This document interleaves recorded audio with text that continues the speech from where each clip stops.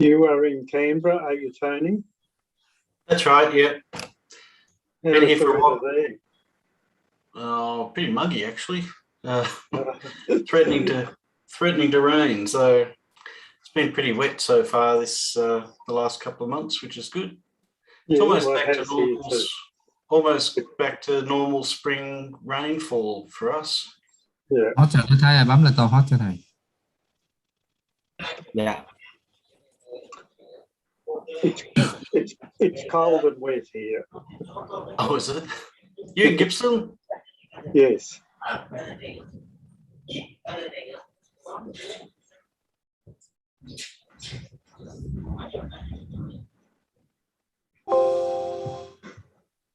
Okay, I think time to start now at 7 o'clock p.m. Canberra and 3 o'clock in Hanoi, Vietnam.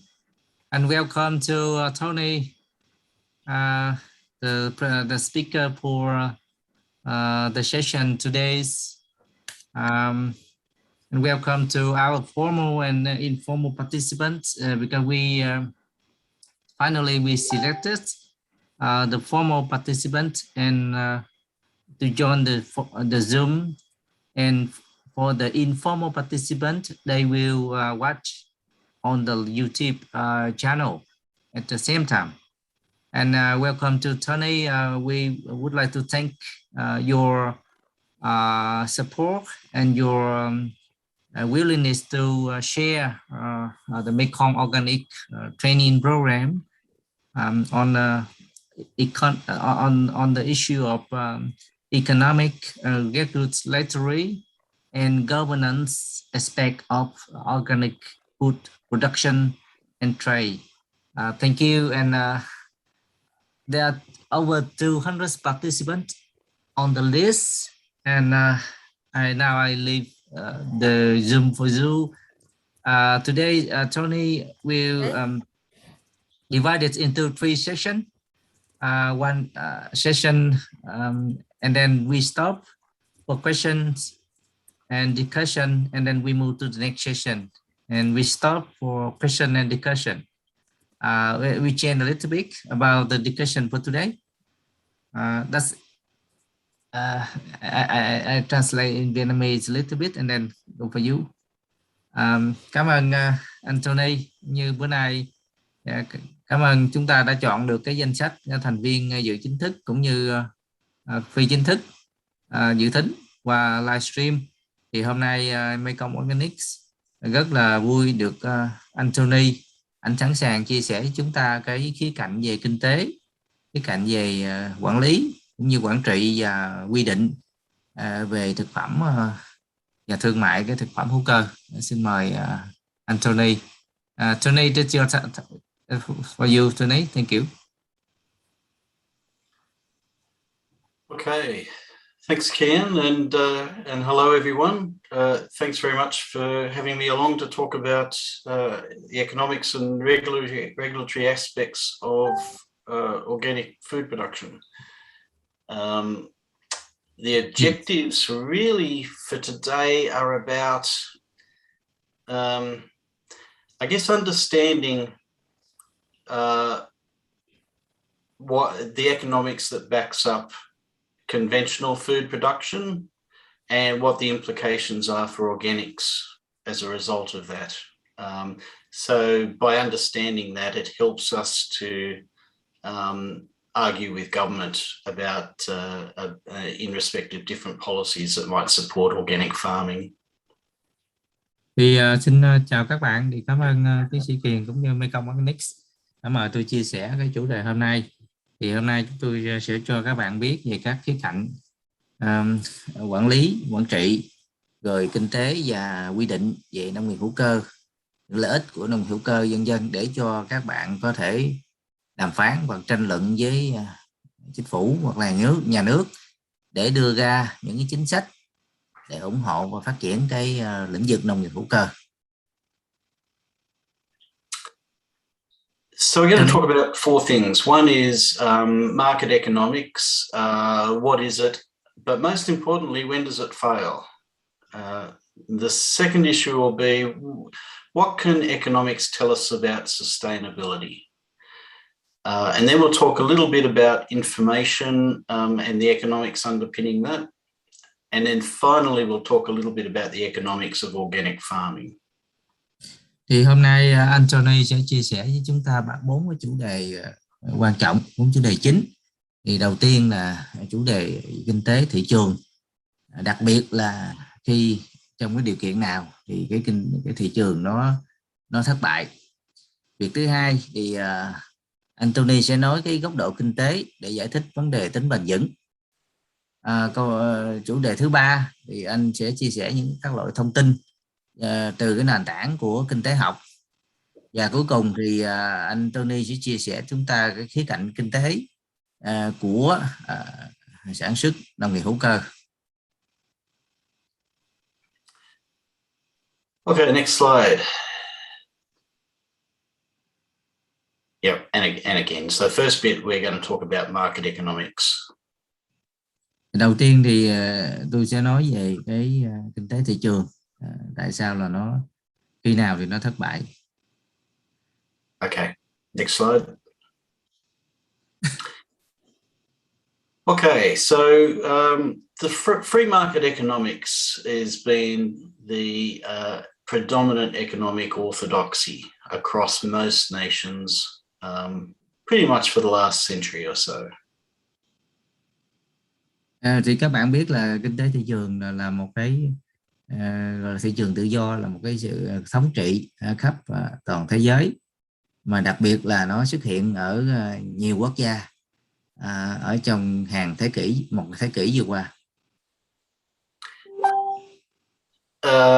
There's been lots of experiments in different types of economies, mostly planned economies, but typically they haven't really worked very well, with a few exceptions. And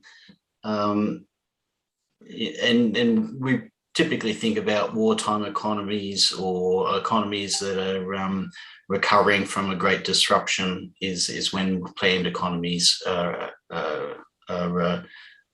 a good method or a good orthodoxy. But mostly the accepted wisdom is that the free market is better than planned economies. Tóm lại thì ông Tony cũng cho chúng ta biết một số cái gọi là chứng minh cho thấy là cái nền kinh tế mà mang tính chất quy hoạch á, thì hầu hết là thất bại, trừ ra một số trường hợp ngoại lệ. Nhưng mà tóm lại thì kinh tế thị trường nó có cái cơ hội thành công hơn là cái nền kinh tế tập trung kế hoạch. Next. Okay, it's important to understand that market economics is not perfect. It just happens to be the best economic system so far developed. Thì các bạn thấy là kinh tế thị trường thì nó cũng không phải là hoàn hảo đâu các bạn, cũng có một số cái bất lợi của nó.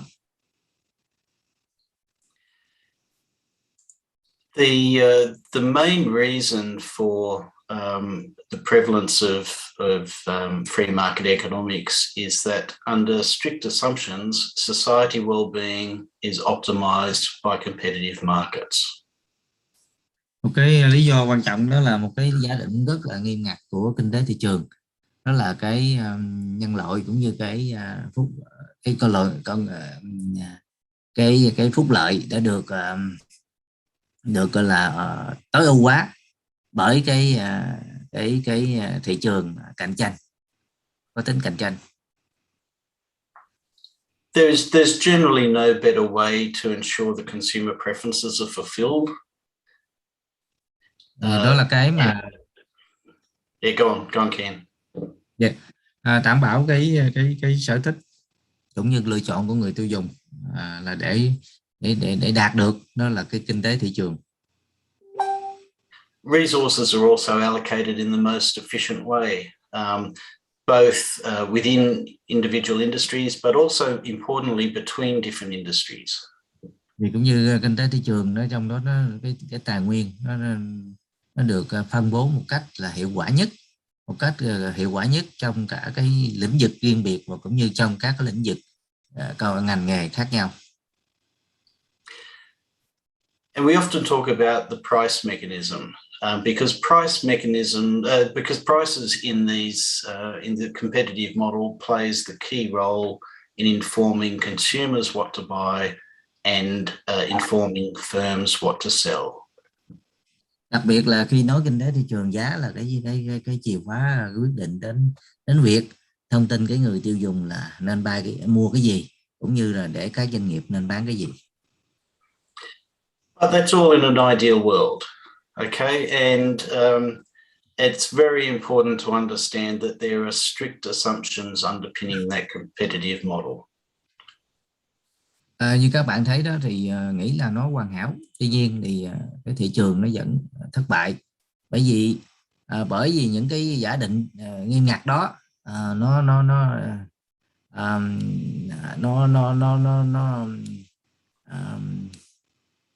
cho cái việc cạnh tranh hoàn hảo đó, nó ít khi nào xuất hiện ở trong bất cứ cái thị trường. And as we go through these assumptions, it's important just to have in your own mind all of the reasons why it never holds. It's very hard to think of individual markets where these assumptions always hold. Thì cũng như không phải bất cứ thị trường nào mà nó được đáp ứng cũng như được giữ được cái tính assumption đó. And for the perfect competition model to hold, every single one of these conditions must hold as well. Thì I lost your. In order for the perfect competition model to work, then every single one of these 8 conditions must also hold. Thì để mà cho cái kinh tế mà thị trường cạnh tranh hoàn hảo nó làm việc mà hiệu quả đó, thì tất cả các cái điều kiện khác phải giữ nó cố định đó. Okay, the first assumption is that that a large number of buyers and sellers exist in the market, and the point of this is that no single buyer and no single seller can affect the price. Đặc biệt cái giả định đầu tiên đó là không có trong cái thị trường cạnh tranh hoàn hảo đó là không có chuyện mà chỉ một người bán, một người mua có thể ảnh hưởng cái giá của hàng hóa. The second assumption is about homogeneous products. And effectively here, if you have an homogeneous product, then buyers have no reason to prefer the product of one seller to another. Thì cái giả định thứ hai là cái người tiêu dùng á, người mua đó là không có cái lý do gì mà để gọi là chọn cái sản phẩm của một người này hơn cái sản phẩm của người khác, một người bán khác. It's very hard to think of this type of product. Tomatoes in a street market might be an example, but even with tomatoes, you can still tell the difference between good tomatoes and bad tomatoes. Ví dụ như một trái cà chua thì chúng ta cũng có thể biết được, một cái người bán cà chua thì chúng ta cũng biết được là cà chua tốt, cà chua xấu. The third condition is no discrimination. So buyers and sellers must be willing to deal openly, to buy and sell at the market price without any special deals, no discounts, and no favors to individuals. Gọi là không có chuyện mà kỳ thị hoặc là phân biệt giữa người mua và người bán.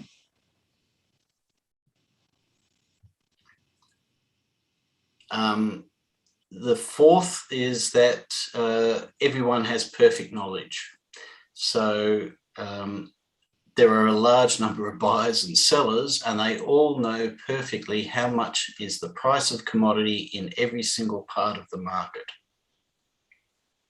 Thì cái giả định thứ tư đó là cái kiến thức về mọi người có kiến thức về giá hoặc là sản phẩm rất là hoàn hảo.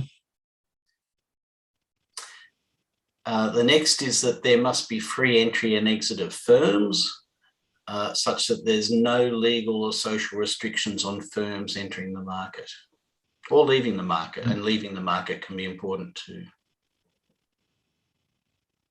Điều thứ năm nữa là cái giả định thứ năm là không có thể nào có những cái pháp lý hoặc là hàng rào xã hội hay hàng rào pháp lý mà ngăn cản một doanh nghiệp hay là cá nhân nào đó để mà tham gia hoặc là dừng tham gia vào cái diện mua bán hoặc là thị trường. Okay, all factors are subject to perfect mobility. That means that different factors of production are free to seek employment or use in any industry that they may like. Cái điều thứ 6 nữa. And for factors of production here means effectively labor and capital, but it can be other factors as well, like intellectual, but labor and capital are the two main factors we're worried about. Cái gì thị trường giống như cái giả định thứ 6 đó là phải có cái chuyện những yếu tố như lao động và vốn nó rất quan trọng. Next is everyone has a profit maximization objective,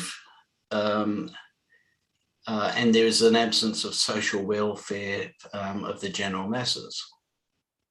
Thứ 7 đó là cái vấn đề là giả định đó là cái lợi nhuận phải tối ưu.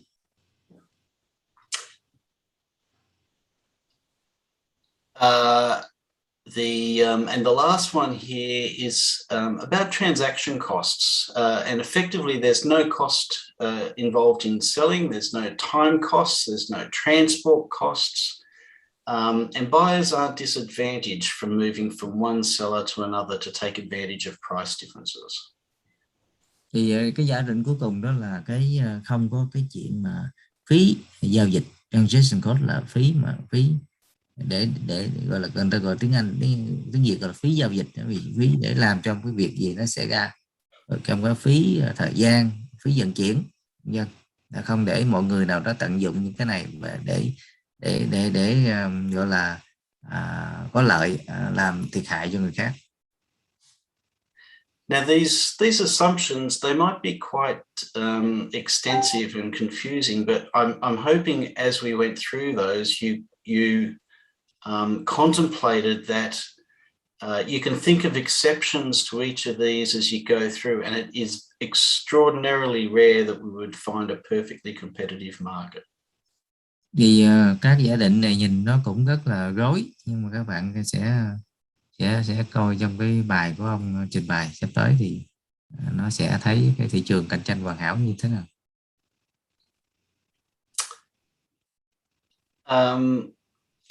I just wonder, Kian, whether it's worth stopping there and asking if there's any questions about that, or whether we should keep going. Các bạn, ông Tony hỏi các bạn có đặt câu hỏi gì chỗ này không, hay là mình tiếp tục? Okay, go ahead. Go ahead. Yeah. Okay. Even when there's a perfectly working market, the market still might not provide society with optimal outcomes. And that's big. Yep. Yeah, go ahead. Thậm chí thị trường là gọi là hoạt động hoàn hảo đi nữa, tuy nhiên cũng không thể mà thị trường đem lại cái kết quả mà tối ưu cho một số cái trường hợp nào đó. Okay, some of the reasons include that there's no incentive in a perfectly competitive market to be technologically innovative. Một cái lý do đó là trong cái thị trường hoàn hảo đó, thì nó làm giảm cái lòng ham muốn, cũng như cái khả năng mà ham muốn để mà sáng tạo trong cái kỹ thuật. There's a lack of incentive to maintain resources because the focus is very much on the current time period. Bởi vì họ cũng làm giảm cái sự mong muốn để mà duy trì cái tài nguyên. spillover costs and benefits are not captured. And by spillover costs, I mean things, effects that are external to the decision maker. And we'll talk a little bit about these in a minute because they're really important. We often talked about them as being externalities and their implications of the market that affect other people. Những cái chi phí lợi ích về môi trường, tác hại mà ngoại biên do cái thị trường cạnh tranh hoàn hảo mà nó không có được tính toán đầy đủ. The competitive market is very focused on a homogeneous item.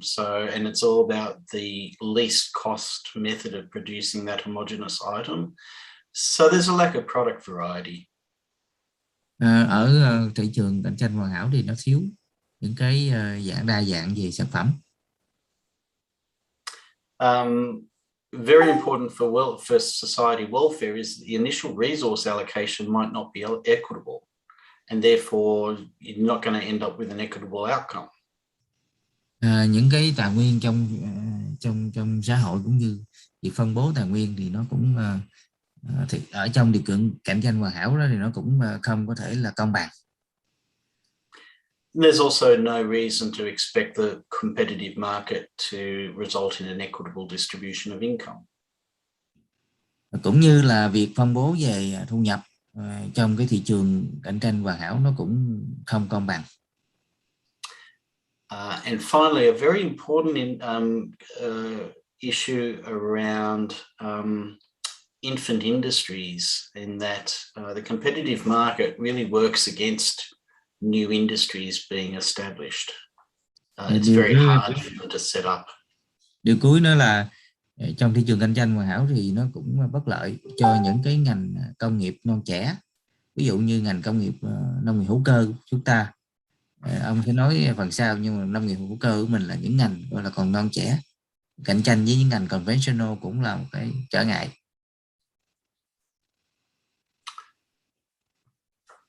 Okay, so I want to talk a little bit about some of these market failures, because and in particular, I'm going to focus on failures that are relevant for the organic industry, and typically they're failures that I guess hold the organic industry back unfairly from competing with conventional farming. Đây ở phần này thì Tony sẽ chia sẻ chúng ta về cái thất bại về thị trường, mà đặc biệt là tập trung vào cái lĩnh vực thị trường thực phẩm hữu cơ, và nó là không gọi là không được cạnh tranh gọi là tốt với cái chuyện mà cái thực phẩm mà conventional. Okay, the first externality or spillover is that the production decisions taken by conventional farmers may not adequately take account of the effect of that production on others. Cái đầu tiên thì cái trường hợp mà spillover gọi là externality, trong tiếng Anh, tiếng Việt gọi là cái tác động ngoại lai, ngoại biên, cũng như ví dụ như là cái sự quyết định của việc sản xuất bởi cái ông nông dân conventional, nông dân mà làm hóa chất đó, thì có thể ông ta không có thể là quan tâm hoặc là để ý đến cái tác động của cái việc cái thực phẩm, sản phẩm của họ lên những người khác. Ví dụ như là cái hóa chất nó chảy xuống sông rồi nó làm cho cái gây ra cái chi phí cho người khác, hoặc là khi mà ông sử dụng cái xịt thuốc thuốc trừ sâu, thuốc trừ cỏ, cũng có thể ảnh hưởng đến người khác, hoặc là dư lượng thuốc trừ sâu, dư lượng hóa chất cũng có thể ảnh đến người tiêu dùng. Now, there's a couple of pretty prominent examples of this, these are examples that organic farmers complain about conventional farming quite regularly. But given that we've just talked about how these are market failures, you'll get to understand that the economics actually supports these government intervention in these cases. Có một số ví dụ mà ảnh hưởng của việc ra quyết định chính sách đến cái nông dân làm hữu cơ. So the first one is that when a farmer decides to apply chemicals on their farm, they are only thinking about the benefits and the costs of the use of that chemical on the farm. So they're thinking about how much do they have to pay for the chemical, how much does it cost to apply, and what is the benefit to them of whatever that chemical is going to do, whether it's to boost crop production or whether it's to get rid of pests or weeds. Cái điều đầu tiên mà ông nông dân mà làm conventional, làm hóa chất á, khi mà ông chọn xịt thuốc á, thuốc trừ sâu thuốc gì đó, thì ông chỉ nghĩ đến cái chi phí bao nhiêu cho việc mua thuốc, hoặc là cái trên cái farm, cái thửa đất của họ, và cái lợi nhuận bao nhiêu, hoặc là họ diệt được con sâu con rầy gì. Đó là cái người nông dân mà conventional, họ chỉ quan tâm đến cái chuyện đó trên cái miếng ruộng của họ thôi. So the farmer typically does not think about the cost imposed on others when the chemicals leach into the rivers. Đặc biệt là khi ông nông dân làm hóa chất, ông không bao giờ ông nghĩ đến cái chi phí đó mà cái ông sử dụng hóa chất đó, rồi nó ảnh hưởng đến người nông dân khác hoặc là người khác. And if the farmer did consider those costs on others, he might come to a different decision in respect of how much chemical he used.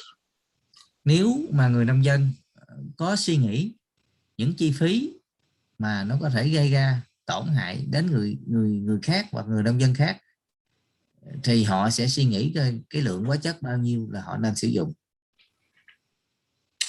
Once you recognize that, you also recognize that the government can play a role in making sure that the farmer takes account of those costs on others. Khi mà người nông dân thấy được điều đó thì cũng có nghĩa là chúng ta có thể nói lên câu chuyện để cho chính phủ chú ý đến cái việc ra quyết định chính sách của mình về vấn đề đó. Okay, the next example is spray drift of herbicides. And again, spray drift can affect neighboring farms. The farmer doesn't necessarily take the cost of the impacts from that spray drift on the neighboring farm into account when they work out how much herbicide to apply. Ví dụ như cũng ông nông dân sử dụng thuốc trừ cỏ thì ông xịt, nhưng mà ông chỉ tính đến cái ruộng của ông thôi, ông không có nghĩ đến cái chuyện ảnh hưởng thuốc trừ cỏ đến những farm, những cái nông dân kế cận. So, for example, if we charged the farmer for destroying part of the crop of their neighbour, or if we imposed compensation requirements because they contaminated their crop and got a lower price, it may lead him to use less herbicide. Ví dụ nếu chúng ta có thể áp dụng cái chính sách như bắt ông nông dân bồi thường thiệt hại nếu ông gây ra ông xịt thuốc trừ cỏ mà những nông dân lân cận bị cái rau củ hoặc là cây trồng họ bị thiệt hại, hoặc là bị nhiễm những cái dư hóa chất từ thuốc trừ cỏ này, thì nếu chúng ta bắt ổng bồi thường thì ổng sẽ suy nghĩ là ổng phải sử dụng ít cái lượng thuốc trừ cỏ lại. A third type of cost that often is not considered by conventional farmers is the effect that chemical residues may have on their consumers. Cái thứ ba là cái mà người nông dân mà làm hóa chất thường không nghĩ tới, đó là cái dư lượng hóa chất nó nằm trong thực phẩm, nó có thể ảnh hưởng đến cái người tiêu dùng, thì họ cũng không bao giờ nghĩ tới. A lot of the costs are not well understood and can take many years to occur. So it's very hard to trace back the cost to the consumer, back to the farmer who was only contributing a small part of that residue to the consumer. Bởi vì tất cả các loại chi phí này, những loại tổn hại này nó không phải nó xuất hiện một ngày bữa trước ăn bữa sau là phát hiện được, nó kéo dài thời gian dài nhiều năm, cho nên việc truy xuất lại cái việc ăn cái gì rồi ảnh hưởng đến do hóa chất gây ra đó là một cái việc rất là khó. The second main type of externality is in respect of production decisions taken by organic farmers and that may not adequately take account of the effect of production on others. Cái loại thứ hai, cái loại mà externality, rồi tác động thứ hai đó, tác động là biên thứ hai đó là cái việc quyết định sản xuất của ông làm nông dân làm hữu cơ cũng có thể chưa được chú ý cái tác động của cái việc sản xuất lên người khác một cách đầy đủ. So often we see that organic farmers may be interested in increasing the biodiversity of their farm, mostly for their own benefit. But we know that these benefits can have broader society effects.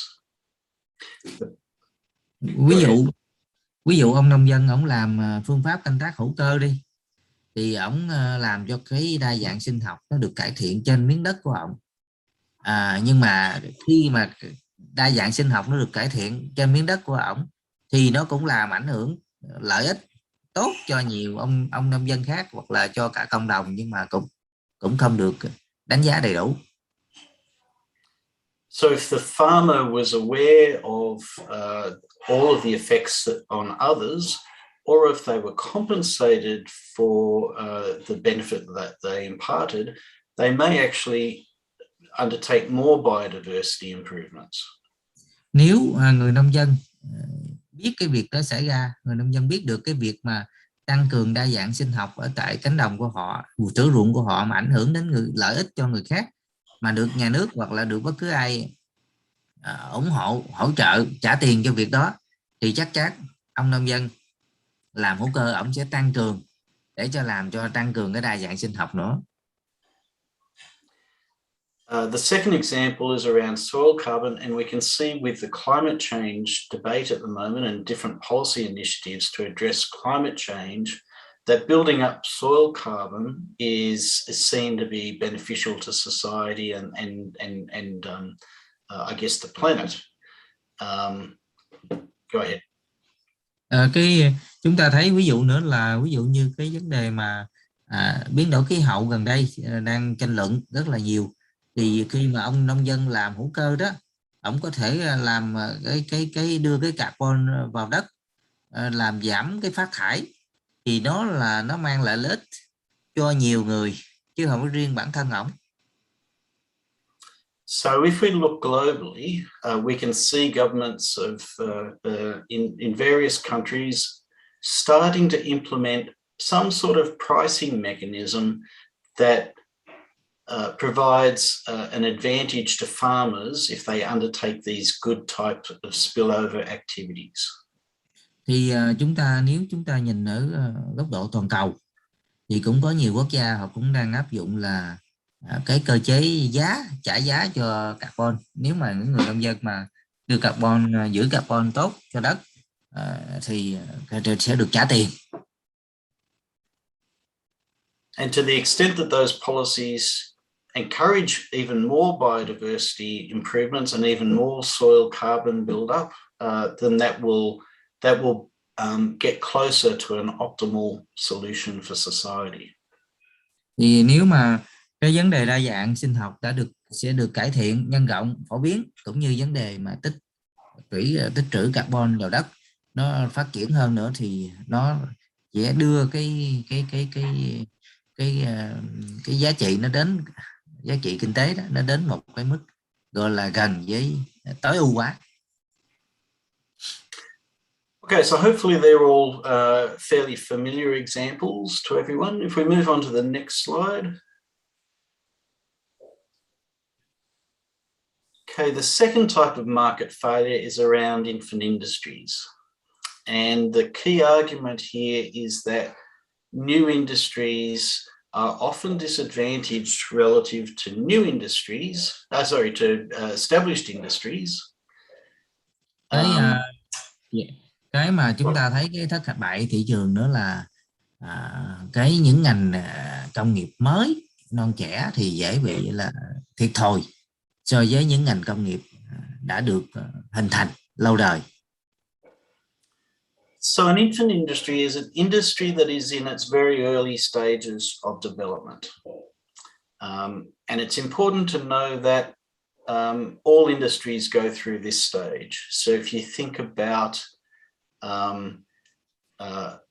I guess the, motor vehicle industry, if you think back to the early 1900s, that was in its very early stage. And in different countries, in different parts of the 1900s, different countries have seen fit to subsidize the development of a car industry in that country to develop a whole heap of other benefits for the society. Ví dụ như những ngành mới, những ngành non trẻ thì là những ngành phát triển ở từng cái giai đoạn nó phát triển nó còn rất là sớm. Những ngành ví dụ như những thập niên mà 90, thế kỷ thứ 19, 1900, thế kỷ 20 thì cái ngành công nghiệp xe hơi lại phát triển, nó bắt đầu hình thành ở các nước. So the thing about infant industries is that they often lack the experience and the economies of scale to compete effectively against established competitors. Thì cái ngành non trẻ này nó phải cần thời gian, cũng như nó đầu tiên thì nó phải từng bước nó nhân rộng lên để mà nó cạnh tranh với những cái ngành mà đã được phát triển. So they're characterized by a lack of efficiency, a lack of competitiveness, and a high vulnerability to sudden market changes. Thì đặc biệt những ngành non trẻ này đó, nó được mô tả là như là một cái sự chưa có hoàn hảo, hoặc là chưa có hiệu quả, hoặc là chưa có cạnh tranh cao, hoặc là nó rất dễ bị tổn thương đến cái sự thay đổi bất ngờ, đột ngột của thị trường. As a result, infant industries can often be destroyed before they have a chance to provide all the benefits of their potential by becoming a bit more mature. So government regulation might be necessary to nurture it until the industry is established. Đặc biệt thì chúng ta thấy như Anthony nói đó, những ngành công nghiệp non trẻ nó dễ bị chết trước khi nó trở thành những gọi là nó trưởng thành, thì nó đã chết yểu. Thì như vậy thì việc chính phủ mà quy định đó, những quy định của chính phủ đó, hoặc là nhà nước đó, thì nó phải rất cần để nó nuôi nấng, nó nuôi dưỡng những cái ngành này, nó sẽ đến một lúc nào đó nó sẽ phát triển, nó được ổn định. We can see elements of the infant industry in organic farming, and in particular, if you look at production and yields, we can see that the more that we invest in research and development into production techniques, the more efficient organics can become, and it can compete better with conventional farming. Thì chúng ta thấy là cái ngành mà chúng ta sẽ xem xét ngành nông nghiệp hữu cơ, thì đó là cái ngành còn non trẻ. Thì nếu mà chúng ta có cái cơ hội để mà phát triển cái kỹ thuật công nghệ để làm sao cho nó có thể hiệu quả và cạnh tranh được với cái ngành nông nghiệp hóa chất.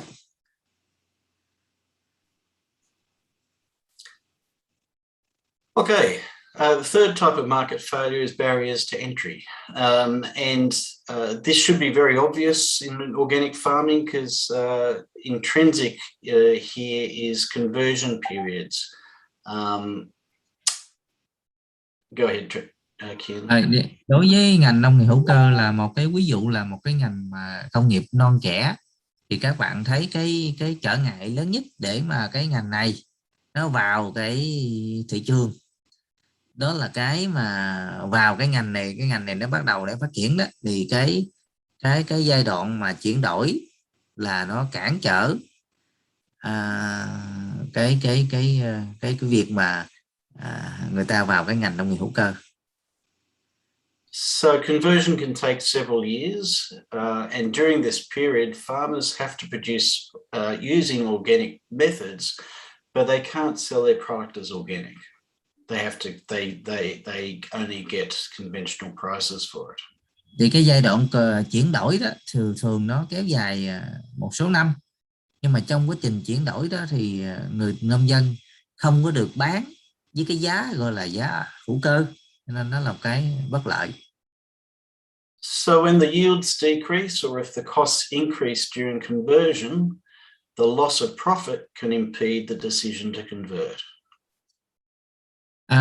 Thì khi mà cái năng suất mà khi người ta giai đoạn mà chuyển đổi sang hữu cơ đó thì năng suất thường nó giảm, đồng thời như vậy thì cái chi phí sản xuất nó tăng, là lợi nhuận nó giảm, dẫn đến cái việc mà có thể dẫn đến cản trở cái việc mà người nông dân quyết định chuyển đổi sang hữu cơ.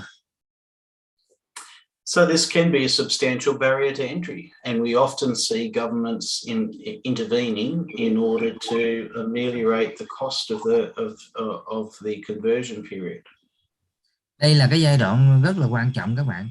Thì giai đoạn này đó chính phủ cần phải tập trung các chính sách vào chỗ này để có thể là hỗ trợ cho cái việc mà trợ cấp hay là trợ giá hay là ủng hộ gì cho người nông dân để mà người ta vượt qua được cái giai đoạn này. Giai đoạn này là giai đoạn rất là quan trọng để ra chính sách.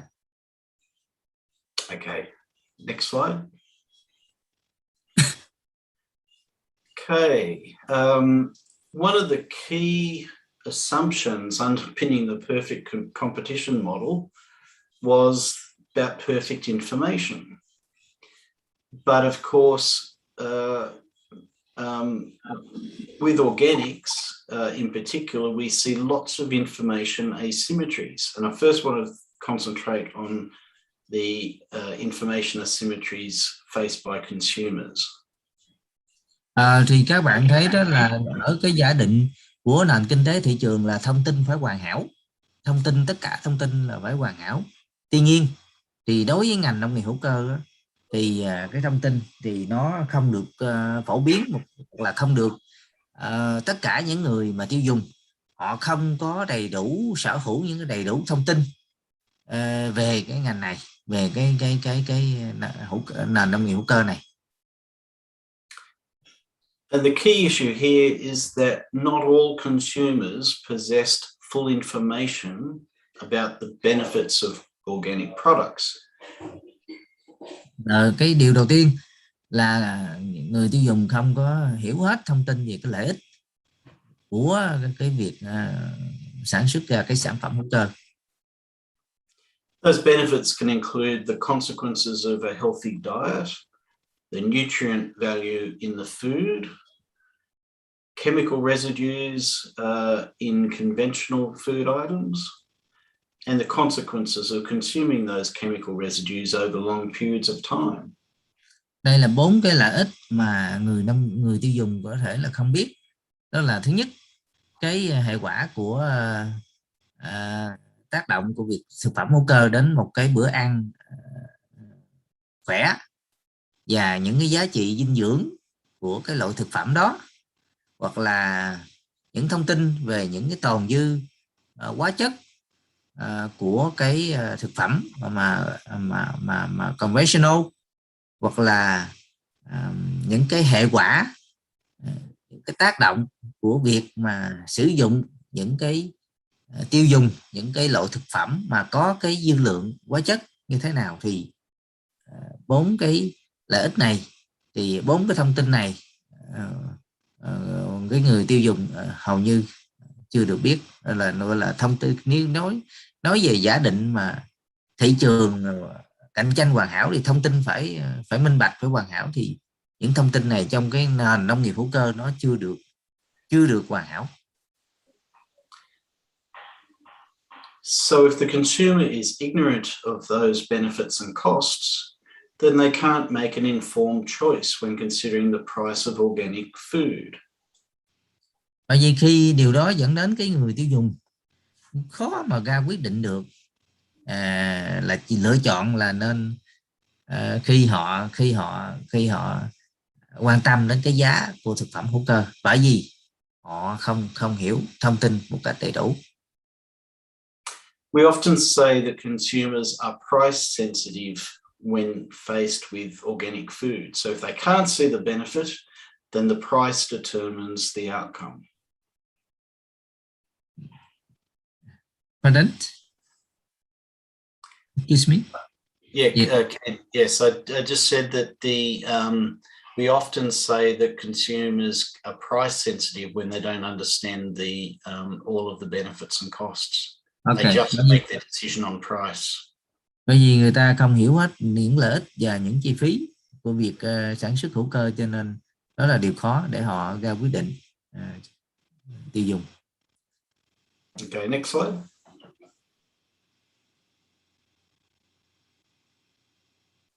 Okay, producers can also face information asymmetries. So they also might not understand the nutrient value of the food produced. They typically make their decisions around yields and price. Cũng tương tự thì cái người sản xuất, nãy mình nói người tiêu dùng, ở đây người sản xuất cũng họ không có sở hữu đầy đủ những thông tin. Ví dụ như họ không hiểu được cái giá trị dinh dưỡng của cái thực phẩm họ làm ra. Cái người sản xuất hầu như họ chỉ quan tâm đến chi phí, giá bao nhiêu hoặc là năng suất bao nhiêu mà thôi. They may also not really understand the effects that chemical residues can have on food that they're producing. Họ cũng có thể không hiểu được là cái tác động của việc mà dư lượng hóa chất trong thực phẩm mà họ làm ra nó ảnh hưởng đến người ta như thế nào. They probably don't understand fully the consequences of consumers consuming those chemical residues over long periods of time. Và họ cũng không thể biết được là cái việc tiêu dùng những sản phẩm mà có dư lượng thuốc, tác động của cái việc tiêu dùng sản phẩm mà có dư lượng thuốc trừ sâu này trong thời gian dài như thế nào. It's pretty obvious that most farmers don't understand the consequences of their own exposure to chemicals. Và nhiều nông dân họ cũng không hiểu được việc cái hậu quả của việc mà tiếp xúc hoặc là đến các loại hóa chất. And they don't understand the environmental detriment from those chemicals. Và họ cũng không hiểu những cái tác động của môi trường từ cái loại hóa chất này. But notwithstanding all that, even if they did understand, the prices that they receive may still distort their production decisions. Thậm chí nếu mà cái người nông dân mà họ hiểu đi nữa, thì cái giá mà họ nhận được từ cái người chi trả đó, từ người tiêu dùng đó, cũng có thể là làm méo mó, là cản trở cái sự ra quyết định của họ. So the punchline here, Ken, is that there is no reason to expect that a perfectly competitive market for organic versus conventional is in any way fair. Thì cái điều đó cho thấy là không có sự cạnh tranh hoàn hảo giữa cái người làm hữu cơ và người làm hóa chất.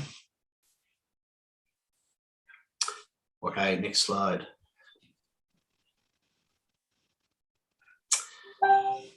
Okay, so what can you do when you know that you've got a market failure? Okay, well, I guess the first problem is identifying the market failure. That's hard enough. But once you do, then governments can intervene to regulate those markets. Thì các bạn thấy đó, các bạn biết là khi mà mình cái thị trường nó thất bại thì mình phải làm sao? Thì điều đầu tiên là mình phải xác định cho được những nguyên nhân, những lý do gì nó dẫn đến thị trường thất bại, và từ đó nhà nước hoặc chính phủ có thể điều khiển cái thị trường. And we see policies that broadly grouped into three different types. Có thể là chính sách, có thể là một cái phương tiện để mà ảnh hưởng đến cái điều khiển cái thị trường. First types of regulations are enabling regulations. So by enabling, we mean that they allow things to happen. They facilitate better information. An example, do you want to go ahead, Kim? Cái điều quy định hoặc là đầu tiên có thể là chứng nhận hoặc là làm nhãn hàng hóa, quy định những cái chứng nhận tiêu chuẩn và nhãn hàng hóa lên cái tiêu chuẩn đó. So examples include the organic certification process. So governments quite often step in to provide regulations around how that operates. And they also often intervene in respect of standards around organic labeling.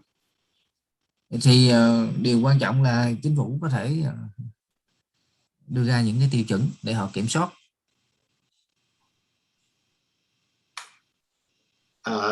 The other area where they can provide an enabling services in this case is in the area of research, organic research and extension. So turning that research into practical on-ground applications for farmers.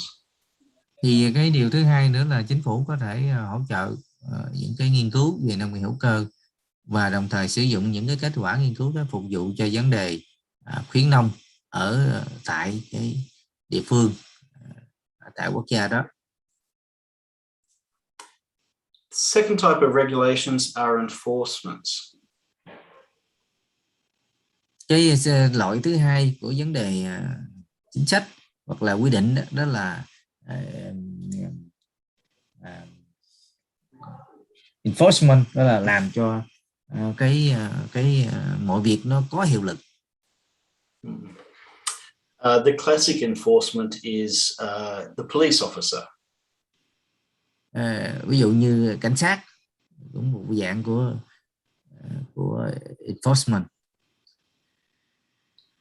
So the types of policies we can see in the enforcement space are auditing products against organic standards. So the auditors that go in to make sure that the product complies. Cái điều đầu tiên của cái dạng làm cho hiệu lực đó là auditing cái hàng hóa, đó là gọi là bên mình gọi là kiểm định cái sản phẩm nó so với cái tiêu chí, cái tiêu chuẩn hữu cơ đặt ra. And secondly, governments quite often impose quite strict regulations on importing organic products and exporting organic products. Và cái thứ hai nữa, họ có thể là gọi là nghiêm ngặt trong vấn đề nhập hoặc là xuất cái hàng nông nghiệp hữu cơ. The third broad category of regulations are those that encourage certain behaviors.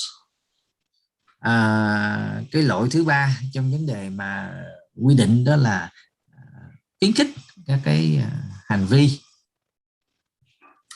So we often see governments providing financial incentives, payments, for example, or subsidies to produce certain goods. That would be a financial incentive. Ví dụ như những cái động lực hỗ trợ về tài chính để tạo ra cái động lực cho người dân tham gia sản xuất, ví dụ hỗ trợ tiền vân vân để cho họ có thể tham gia vào cái ngành hữu cơ. And governments can also encourage industry coordination, like facilitating farmer networks. Thì chính phủ cũng như nhà nước cũng có thể là ủng hộ cái việc mà hợp tác trong cái ngành công nghiệp hữu cơ, ví dụ như thúc đẩy cái mạng lưới của những người nông dân. So government can intervene in many different ways, but it's important to recognize that government intervention in markets can fail as well. Thì chúng ta biết là chính phủ cũng như nhà nước có thể can thiệp ở nhiều mức độ khác nhau, nhiều cách khác nhau. Tuy nhiên, việc can thiệp ở trong cái thị trường cũng có thể thất bại nữa nghe quý vị. And by that we mean that governments can make things worse than the market outcome. So we need to be careful in designing the policies. Do đó cái việc can thiệp của nhà nước, chính phủ nó cũng có thể làm cho cái hậu quả nó nghiêm trọng hơn về mặt thị trường. Vì vậy khi làm chính sách, trong quá trình mà thiết kế cái chính sách đòi hỏi phải rất là cẩn thận. So that's probably a good place to stop for a break there, Ken. Yeah. Is there any questions? Okay. Yeah. We stop here for a question and discussion. We don't have much time to divide it into groups, but we use the technology to ask the people to type their answer in the question. Is that okay? And some of them may ask question on Zoom, but the other use technology. Thái ơi, phần câu hỏi thảo luận này á, là câu số 1 đó, các bạn chiếu lên coi như vậy thì ông thầy muốn chúng ta dành about 5 or 10 minutes, Tony, for this. Oh yeah, sure. Yeah. I guess however many questions there are. I think we're probably at least a third of the way through, so we're probably traveling all right. Yeah. Okay. We stop for the question or we go straight forward? Well, I think there's a clear break there. So okay. We have 5-minute break. I think Thái ơi, các bạn chiếu lên câu hỏi số 1. Như vậy thì cái câu hỏi mà ông thầy đưa ra đó thì các bạn dành 5 phút thôi để thảo luận. Các bạn có thể trả lời trên cái padlet được không? Alo. Alo. Alo Thái.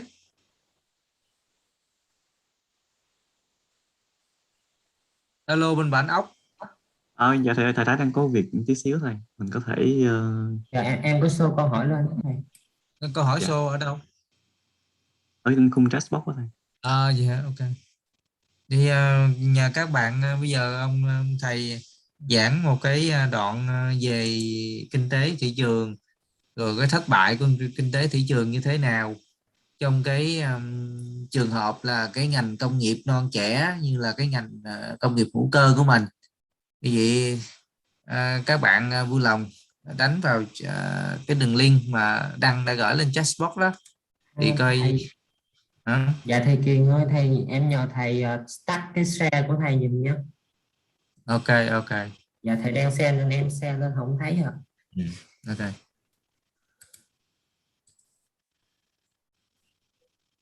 Thầy thấy chưa thầy? Thấy rồi. Dạ.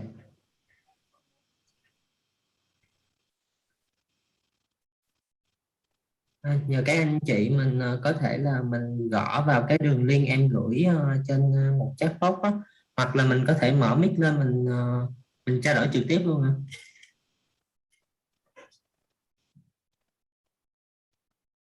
Thì các bạn thấy là cái câu hỏi là cái câu các bạn đã nghe được cái thị trường nó thất bại như thế nào và nó có ảnh hưởng đến cái người sản xuất nông nghiệp hữu cơ. Như vậy thì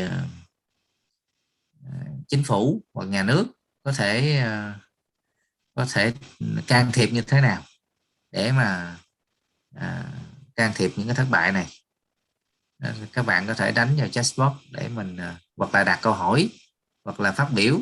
Tại vì thật ra bữa nay thời gian của mình cũng có hạn, để có 3 câu hỏi, mình không thể làm chia nhóm ra như ngày hôm qua, mấy ngày hôm trước được, cho nên ông thầy thì có gợi ý thêm phương pháp tiếp cận kiểu này, mình có thể trả lời trên đây.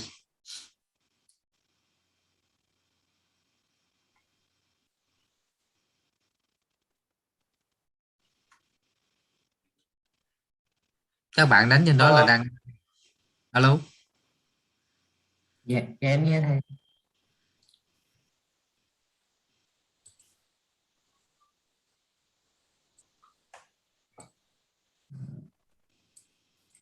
Có bạn nào nói các bạn đánh vô giùm đi ha, các bạn đánh vô giùm cái nào, vui lòng share link trên Pedro là Padec thì là đăng.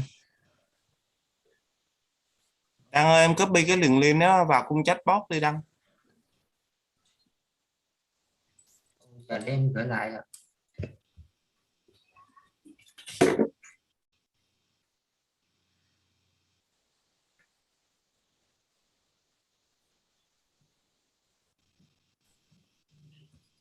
Ốc gửi rồi Đăng ơi.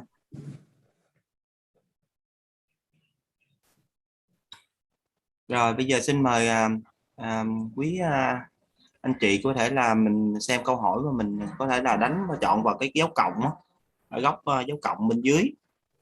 Mình có thể đánh cái câu trả lời của mình vào đây. Chúng ta cùng nhau thảo luận cho cái câu hỏi số 1. Cái câu hỏi này bạn nào dịch như chưa có đúng nghĩa lắm đó nha. Thì Này cơ đạt bản dịch. là cơ bản là ông thầy ông nói là cái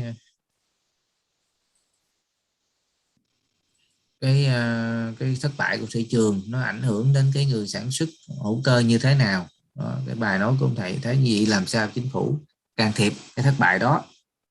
Ví dụ như thất bại là ông nêu ra là những cái thông tin nó không có được minh bạch, hoặc là người ta chưa hiểu đầy đủ về cái thông tin của cái việc lợi ích của việc sản xuất hữu cơ, nhân dân.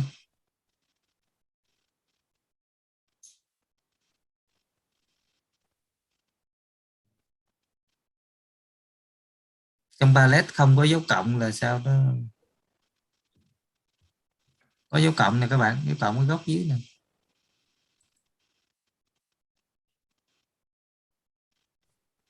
Có cái biểu Vậy là biểu tượng dấu cộng ở góc bên dưới. Dạ đây ạ. Mọi người thấy cái hình nè. Thấy cái hình chưa? không có, tôi nói có. Rồi. Thôi để em. Có bạn trả lời cần có quy định gì đầu vào đầu ra nè, rồi các bạn nói là thị trường xuất khẩu thì rộng mở, chỉ cần kết nối được. Kết nối giống như nãy có cái nhà nước kết nối xây dựng mạng lưới nông dân hay gì đó.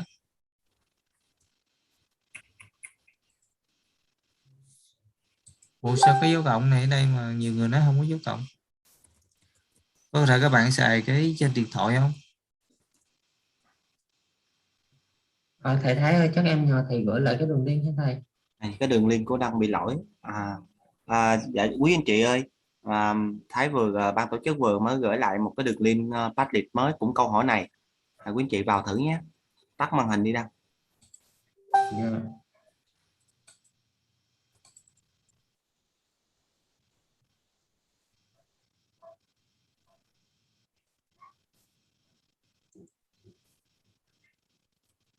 Em stop màn hình của em chưa Đăng?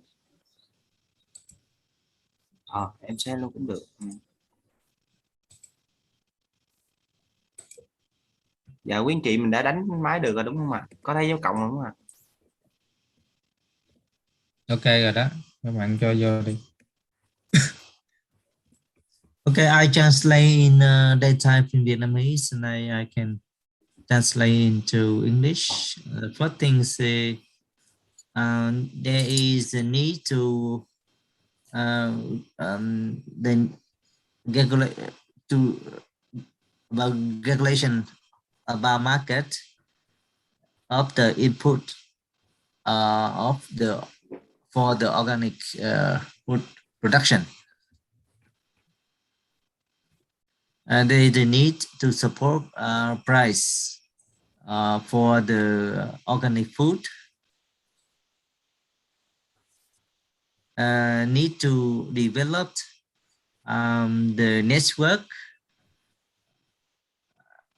to consume organic food. Chạy nhanh quá. Sorry, what was the first one, Kian? The first one. I think I got the second one was the price support mechanism for organic food. There was one before that, I think. Yeah, and because it moved quickly. Yeah, then develop the network and regulate the market for the input like fertilizer, organic fertilizer, something like that. Oh, input. Yeah.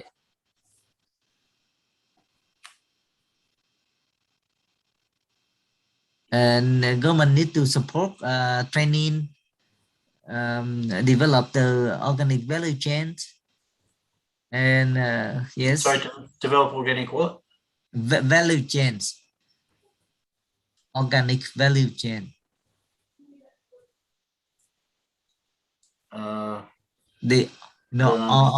Organic value chain. Oh, value chain. Yeah. Develop the organic value chain. Yeah. Organic. Human. Organize the international fair to connect, like trader, trade fair. Yeah, fair trade.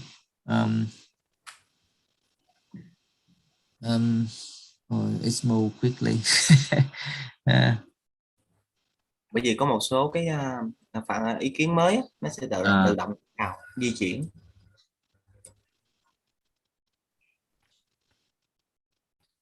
Di chuyển vào chưa đọc kịp này cái là nó chạy rồi. Có một số anh chị nói là mình dừng á, thì mọi người sẽ không đánh nữa thì nó sẽ ngưng. Có một số anh chị mình đánh hình như là đánh trên khung chat Zoom đó thầy. Đọc trên khung chat. Thầy dịch cái trên khung chat trước đi. Dạ em có copy qua bên cái link của thầy Thái rồi ạ.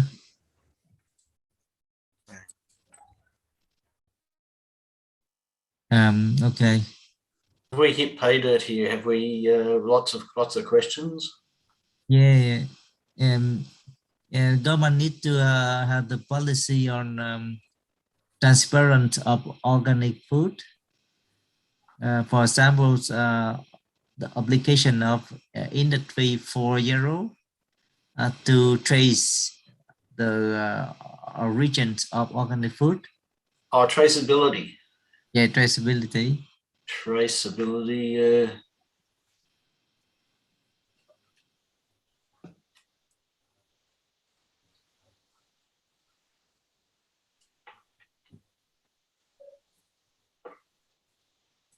Đăng ơi, em chuyển qua show màn hình đi, thầy sẽ xuất ra file Excel cho thầy Kiền để dễ tổng hợp. Đăng ơi. Chắc ý kiến nhiều được rồi ha, mình dừng lại đi. Nhiều quá đi.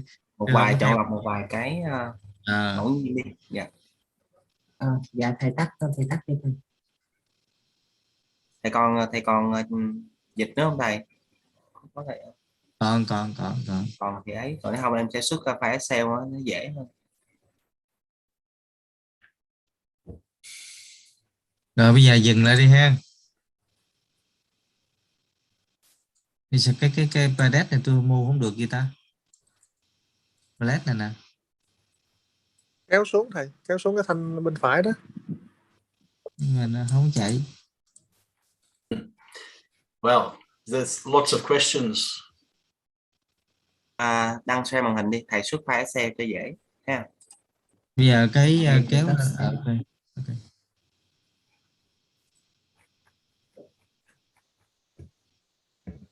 Rồi vậy đi, từng bước kia đi.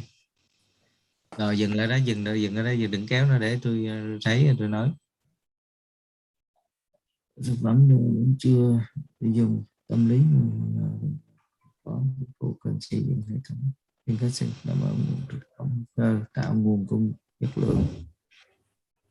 First things about the connecting consumer and business or producer. The second is about promoting develop the promotions of the organic food and yes, promotions and marketing. Wait, sorry, what was the other one before that? Before is about connection between the demand and supply. Connections, yeah. Yeah.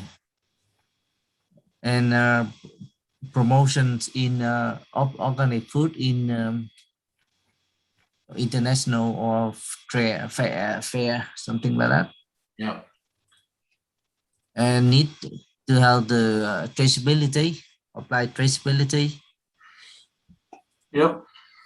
And mua anh tới mua kéo lên giùm, bạn nào kéo lên giùm, kéo xuống đừng cho cái chữ dưới lên. Ok, stop please.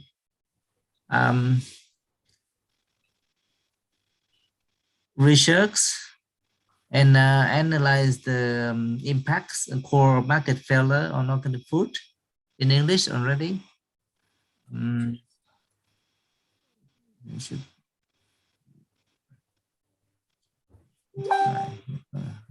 Need to encourage or provide opportunity for producer to promote food, organic food in international market. Government should develop website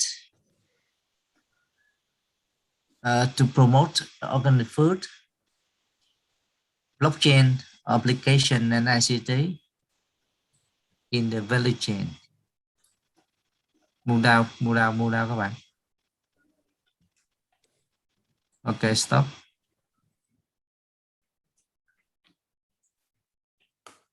Need the business to involve in the market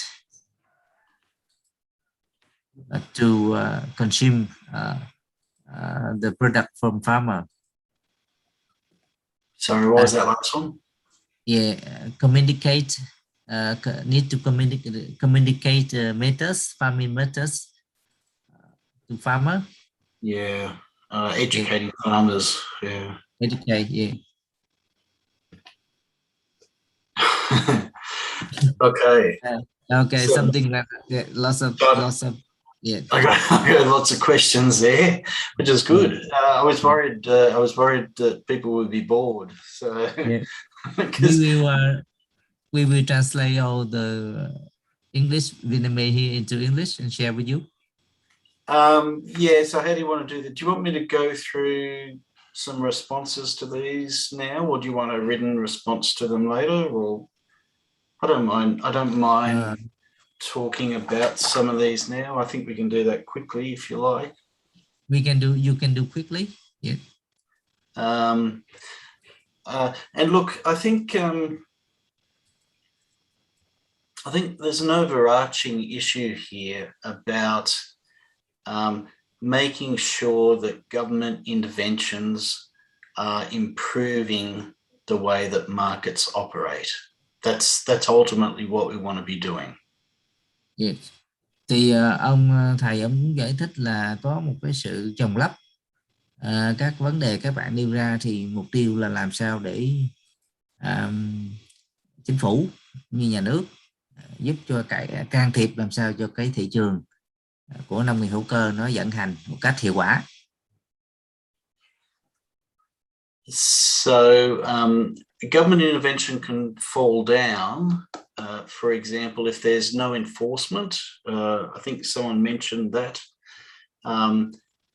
There's no good having policies or even rules in place if they're not enforced, because people will ignore the rules. So enforcement is, or mutually reinforcing these different policies is critical. Cái vấn đề mà chính sách nhà nước thì hoặc là chính phủ có, nhưng mà cái vấn đề thực thi á, thì rất là quan trọng. Đó là nếu mà có chính sách mà không thực thi thì nó cũng không hiệu quả quý vị. Similarly, government can try to address the information problems, but it's no good if it makes the information overwhelming, if it's unclear or overly legalistic. So you don't want to confuse consumers. Nói chung là cái thông tin thì rất là quan trọng, nhưng mà đừng có để thông tin nó làm quá đà, nó làm cho người ta gọi là nộp thông tin và không bối rối, không có thể sử dụng được thông tin.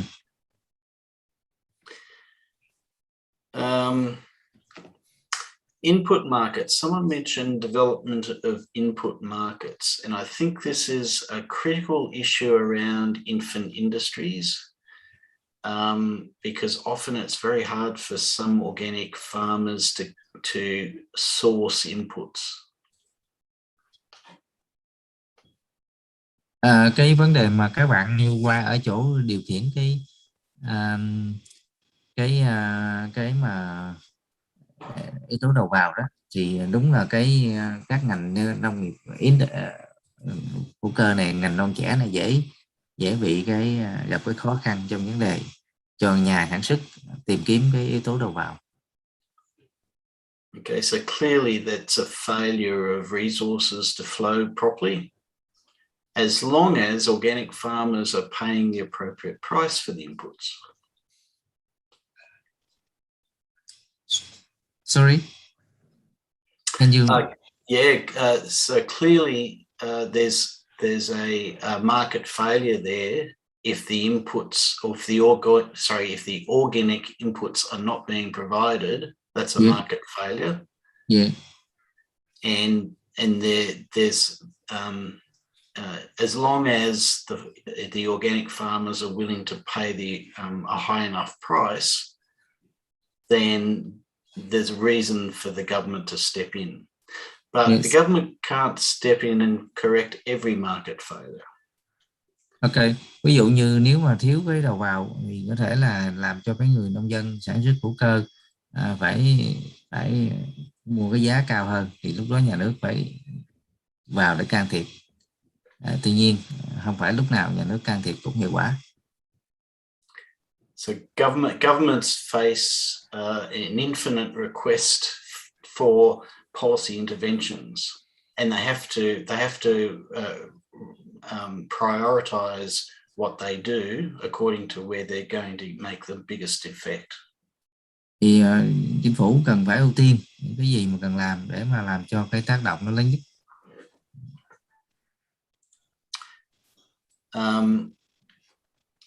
Price support mechanisms for organic food.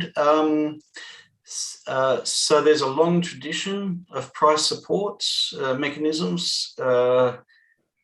Typically, economists don't like them very much because they impede consumers getting the products that they're after.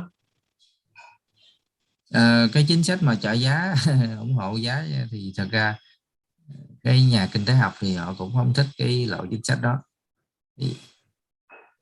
And typically what ends up happening is that the price ends up being too high for too long, and that helps the farmers profit, but it doesn't help develop the organic market. Còn ví dụ như nếu mà trợ giá cao một thời gian dài thì cũng có thể có lợi cho người canh tác hữu cơ, nhưng mà về thị trường thì không phải là một cái tác động tích cực. So price support mechanisms aren't viewed very favorably anymore. But then I missed your last. So consequently, price support mechanisms aren't viewed favorably anymore by governments or economists. Cuối cùng là cái chính sách trợ giá thì nó không có hiệu quả.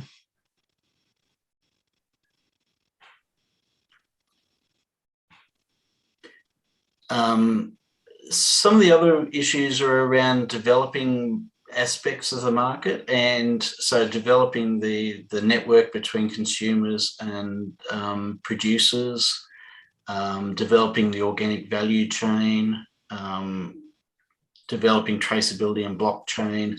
These are all things that are happening in markets by commercial operators anyway. Những cái chính sách mà các bạn nêu như là hỗ trợ kết nối nông dân với doanh nghiệp, hoặc là blockchain hay là chuỗi giá trị nhân dân, thì cái này đã được vận hành bởi các nhà thương mại. Where they're not happening, so for example, farmers networks, that is clearly a role for government to step in and do that, because it enhances information sharing and ends up promoting organic production in a more efficient way.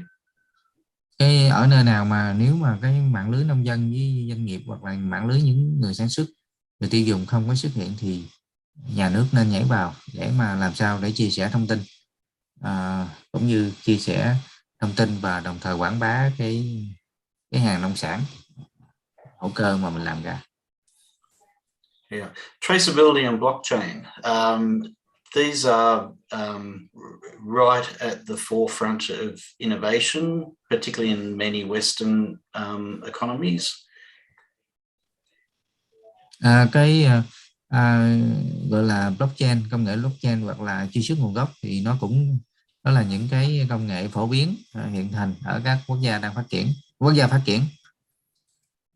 Consumers are starting to demand to know where products are coming from, and we will see this will be an increasing trend over the next 20 years, and I would be very surprised if the market doesn't provide this itself in that time frame.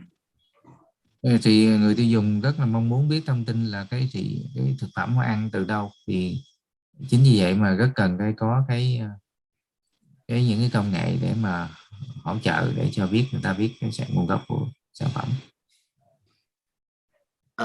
Promotions and marketing, websites, trade fairs, they are all the sorts of things that governments can be involved in. Ví dụ như quảng bá ở thương mại, hỗ trợ thương mại, hoặc là các cái diễn đàn, các website vân vân, thì đó là những cái thứ mà chính phủ như nhà nước có thể tham gia. And the reason is that it's a small impost for the government to run these sorts of events, but they have large and dispersed benefits. So it's very hard for one farmer or a collection of farmer to fund such events. Người thấy thì đối với một người nông dân nhỏ thì cũng rất là khó để tự làm việc đó, hoặc là hỗ trợ làm việc đó, cho nên đối với nhà nước thì việc đó là rất là quan trọng, họ có thể làm. So promotions and marketing, particularly by government, it's a type of spillover or an externality that we talked about earlier. Cái loại mà nếu mà nhà nước tham gia mà quảng bá đó, thì là một cái nhóm spillover hoặc là externality, đó vị là những cái loại mà tác động ngoại biên mà nhiều người có thể thấy được, nhiều người có thể hưởng cái lợi ích đó được. And there was a very good question about research and analysis, and whether governments should undertake effectively, I think they're saying, policy evaluation to see whether what they are doing is benefiting the market, benefiting producers, benefiting consumers. And I think the answer to that is yes. The government should always evaluate what it's doing, and it does far too little of that. Vì cái câu hỏi liên quan đến nghiên cứu cũng như phân tích thông tin, thì cái đó rất cần ở nhà nước thì có thể tham gia vào vấn đề là đánh giá các cái việc họ làm hiệu quả như thế nào. And I think that's all the ones I jotted down. So I think we've covered most of it. But if you want to send me those questions, and we can go through and maybe type some responses up or something afterwards. Yeah, we send afterward. Yeah. Chúng tôi sẽ chia sẻ những cái còn nhiều câu hỏi trong đó mình chưa có thể trả lời hết, cho nên chúng tôi sẽ dịch ra tiếng Anh rồi gửi cho ông thầy sẽ trả lời, chúng tôi sẽ post lên diễn đàn để cho các bạn tham khảo. Next we go to your lesson, your presentation. Yep, sure.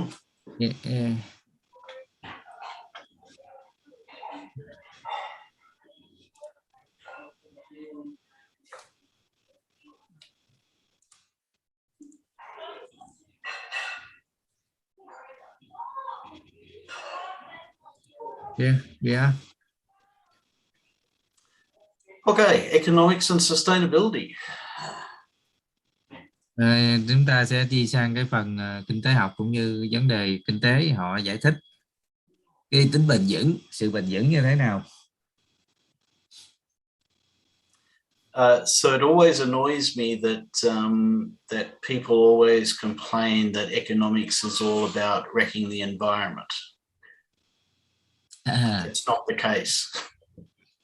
Tất cả hầu như rất là nhiều người nói là kinh tế là nó làm phá hủy cái môi trường. Hầu như nhiều người complain là không, kinh tế là làm phá hủy môi trường. No, it's more about the wrong incentives are in place, and if we had the right economic incentives in place, we'd get better sustainability outcomes. Đó là những cái kinh tế kinh tế sai, không có sai mà có thể là chưa đúng. Có những cái giải thích về kinh tế học mà giúp cho chúng ta cải thiện về cái tính bền vững. Okay, so next slide. So sustainability is all about ensuring that the well-being of future generations is at least as high and probably better than that of the current generation. That's a pretty robust definition of sustainability. Đây là một cái định nghĩa rất là chắc nịch, ý nói là định nghĩa về bền vững. Thì bền vững thì người ta quan tâm đến cái phúc lợi của cái thế hệ tương lai đó, của cái thế hệ con người ở cái tương lai, so với cái hiện tại thì ít nhất nó phải cao hơn cái thế hệ của chúng ta.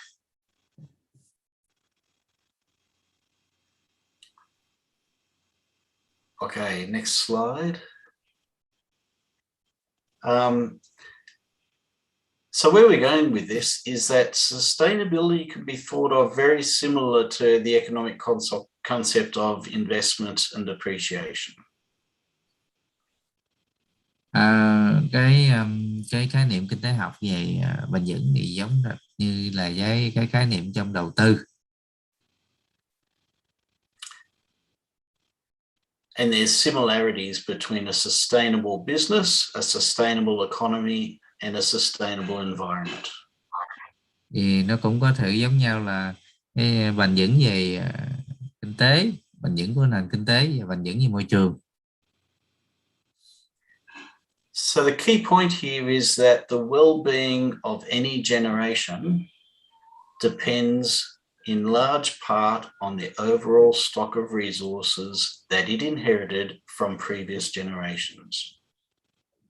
Thì cái điều mà chung chúng ta thấy đó là cái phúc lợi của một cái thế hệ nó phụ thuộc rất lớn, phần lớn vào tổng cái tài sản, tổng cái tài nguyên mà được chúng ta thừa hưởng bởi cái thế hệ trước.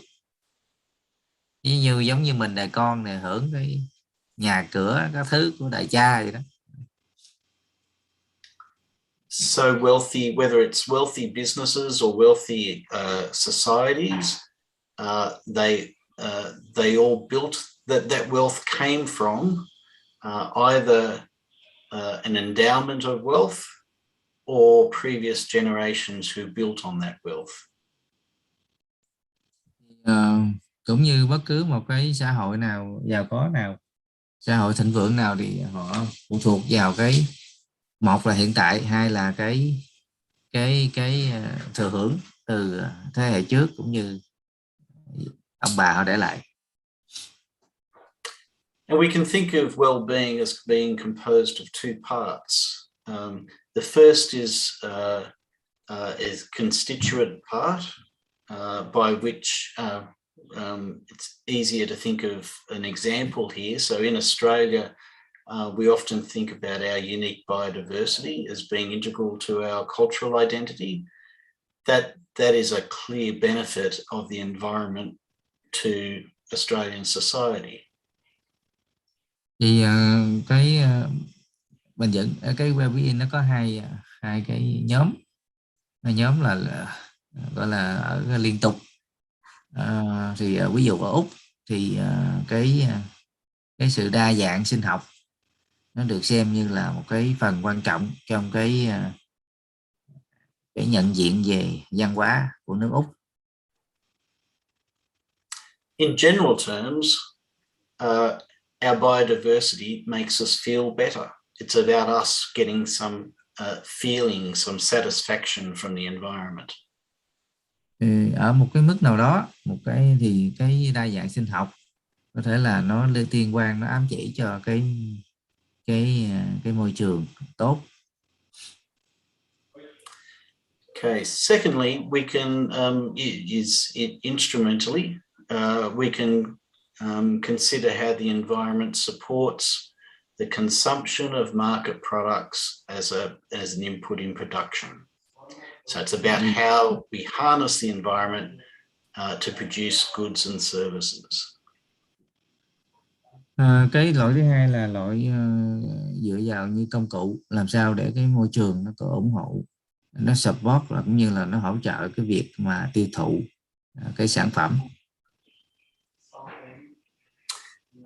And we often think of the ways that of these support environmental support mechanisms as being defined as ecosystem services. They provide very specific services that support production. Vì đặc biệt khi nói về cái đó thì người ta chú tâm về cái dịch vụ hệ sinh thái, là nó tạo ra cái dịch vụ cho cái việc sản xuất cũng như tạo ra cái độ phì của đất, hoặc là bảo vệ cái xói mòn vân vân. Now, next slide. How did you go with the translation of this slide, Kian? Ví dụ như cái hình này chúng ta thấy là cái mô tả về cái dịch vụ hệ sinh thái, thì các bạn thấy là có mấy chức năng. Thì chức năng là cung cấp, chức năng điều chỉnh, chức năng hỗ trợ, chức năng về văn hóa. Thì mỗi chức năng nó có những cái hợp phần khác nhau. Ví dụ chức năng cung cấp thì nó có cung cấp thực phẩm, cung cấp vật liệu thô, rồi cung cấp tài nguyên y học, thuốc men, nước sạch. Rồi chức năng kiểm soát, như kiểm soát là chất lượng không khí, khí hậu, nước, xói mòn, gọi là lọc nước vân vân. Rồi kiểm soát dịch bệnh, ô nhiễm, và kiểm soát những cái sự kiện như là bão tố, rồi các sự kiện mà mưa dông bất thường vân vân. Thì chức năng hỗ trợ thì hỗ trợ hình thành đất, hoặc là quang hợp, hoặc là luân chuyển cái dinh dưỡng, hoặc là những cái chức năng về văn hóa, thì những cái giá trị tâm linh, hoặc là tín ngưỡng, những giá trị về cảnh quan, du lịch giải trí, hoặc là những cái vấn đề như sức khỏe vật chất và sức khỏe tinh thần. Đó là những cái mà dịch vụ hệ sinh thái người ta có thể tổng kết lại thành một cái hình tròn, một cái biểu đồ như thế này. Yes.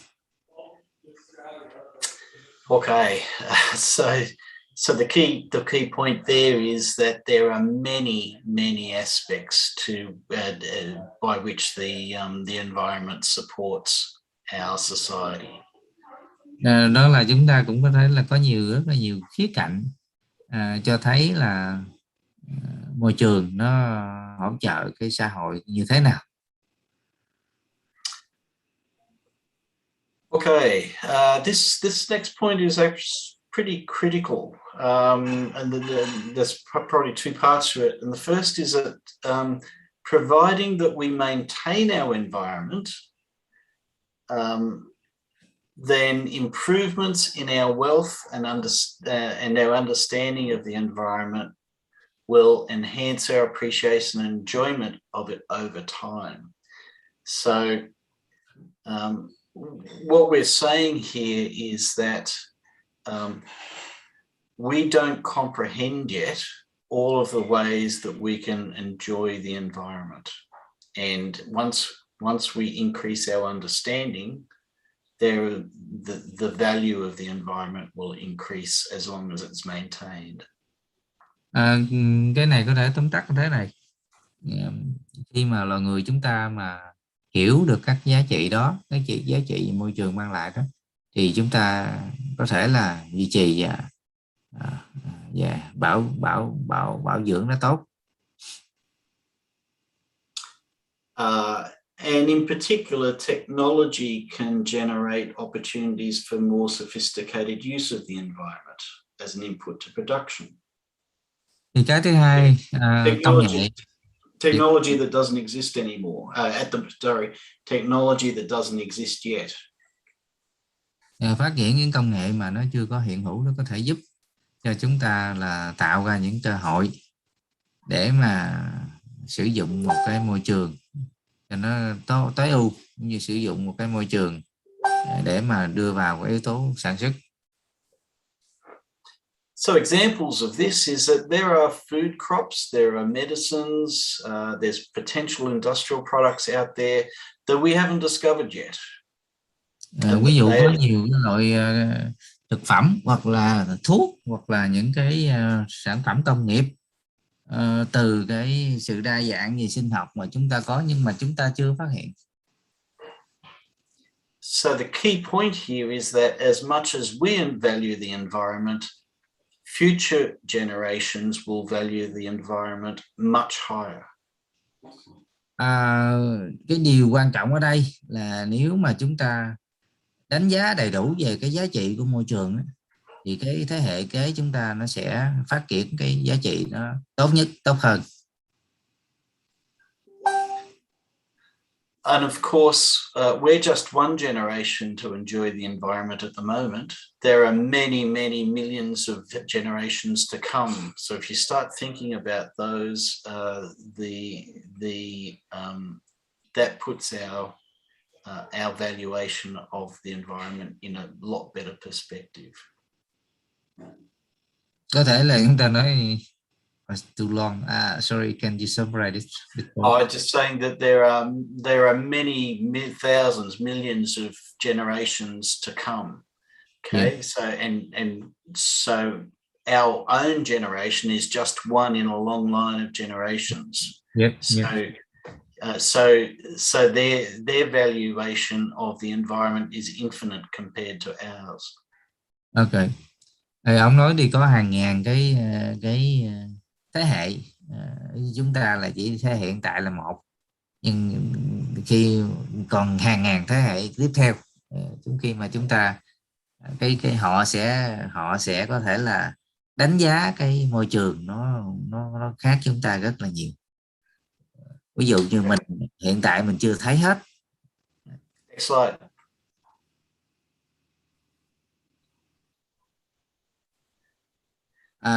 Next slide.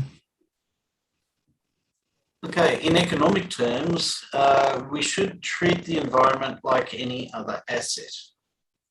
Thì ở một góc độ kinh tế thì người ta xem môi trường như là một cái tài sản. So to the extent that we use the environment in what we produce or we consume this year, ở một chừng mực nào đó thì chúng ta sử dụng môi trường để chúng ta có thể sản xuất hoặc là tiêu thụ ở năm nay, then we should leave it to recover to its previous or a better state, or we should invest to return the environment to its previous or better state, or we could make a better investment elsewhere in the environment so that overall the environmental asset is preserved or enhanced. thì nói tóm lại thì cái môi trường nó là một tài sản, có thể là mình lưu trữ hoặc là có thể mình cải thiện nó.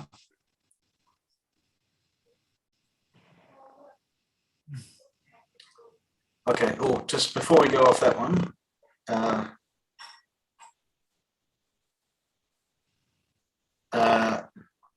just like there's bad businesses who fail to invest in their own assets, there are bad societies who fail to invest in their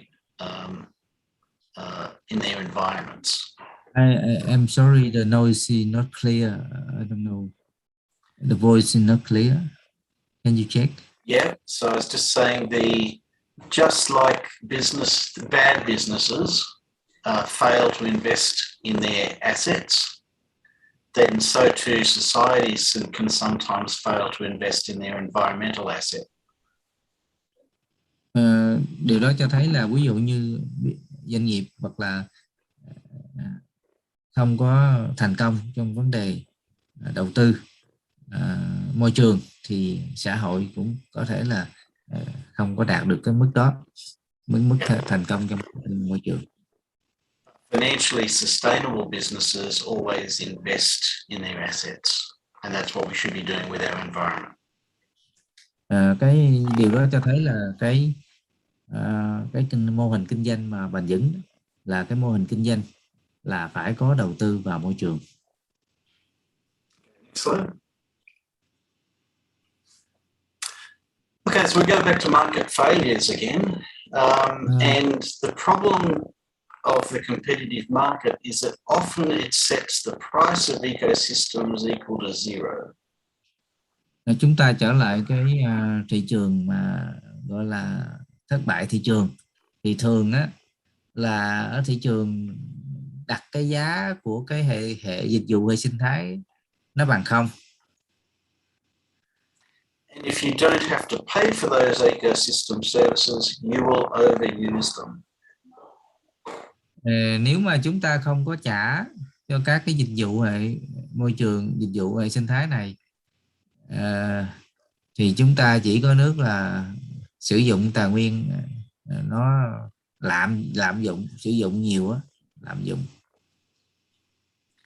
So for a market to work when you're using ecosystem services, the prices have to reflect the environmental cost or benefit from production and consumption.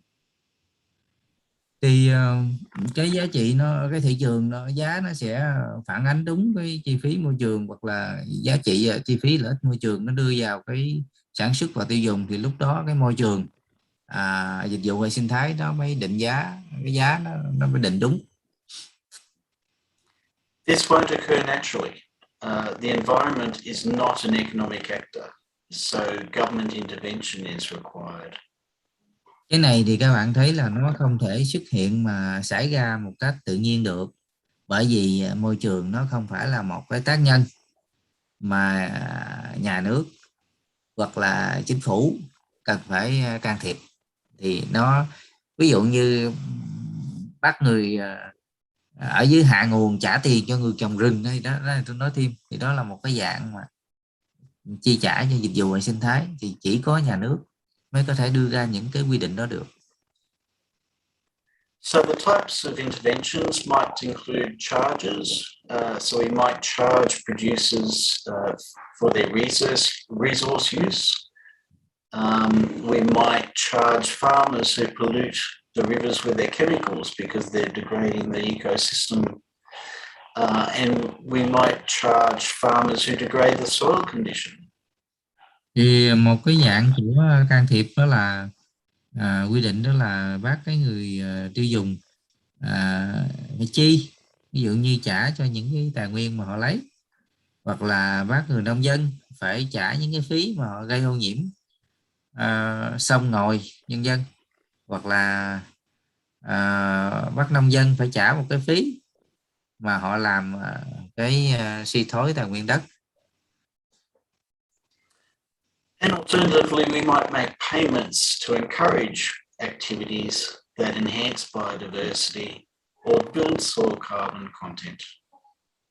Hoặc là nhà nước, những chính phủ có thể dùng cái biện pháp gọi là chi trả, ví dụ khuyến khích hoặc là trả tiền cho người nông dân nếu mà họ làm cái môi trường, cái đa dạng sinh học nó được cải thiện, hoặc là trả tiền cho người nông dân nếu họ giữ được cái carbon trong đất. Okay. Okay. So I hope that's a brief overview of why economics actually aids sustainability or should aid sustainability.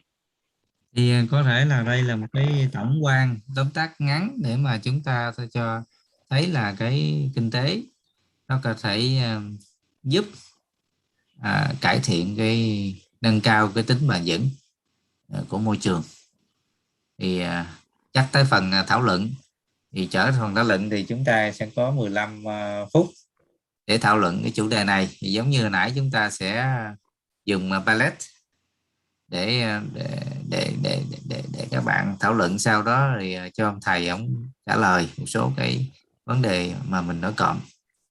Ok, Tony, we move to discussions, and we have about 10 or 15 minutes for participants to type their questions or their response to the questions.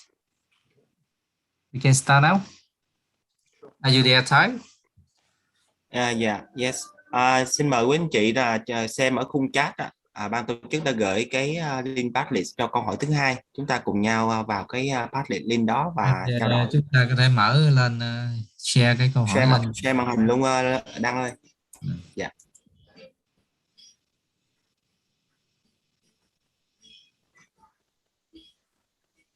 Rồi, xin mời các anh chị cùng nhau chúng ta cho ý kiến cũng như những cái thông tin để trả lời phản hồi những câu hỏi số 2 này.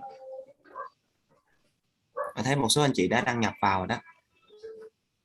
Câu hỏi như thế này các bạn, có thể chúng ta thấy rằng là dường như là có thể là chính phủ hoặc nhà nước đánh thuế hoặc là trả tiền cái người sản xuất á, cho cái chi phí về môi trường như nãy thầy giảng đó, ví dụ như bắt họ đóng thuế hoặc trả tiền nếu mà họ làm ô nhiễm nguồn nước. Câu hỏi là why doesn't this occur more often? Tại sao điều này nó không thể xảy ra thường xuyên? Đó. Thì câu trả lời của các bạn sẽ đánh lên đây. Chúng ta bắt đầu.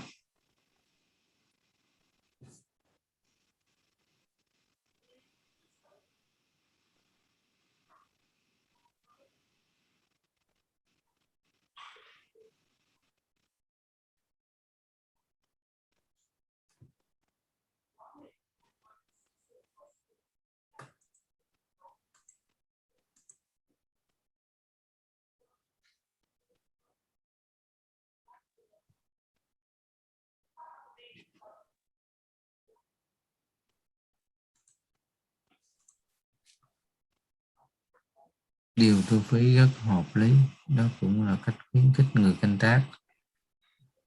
Okay. First one, collection fees is suitable, applicable, because it's encouraged the producer to reduce the impact on the environment.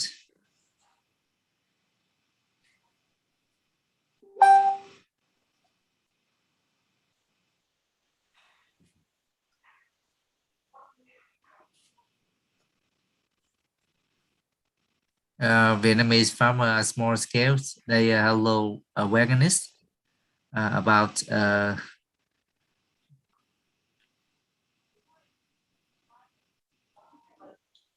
they lack financial capacity to invest in their farm. Very hard for them to pay for this, for the cost, externality costs.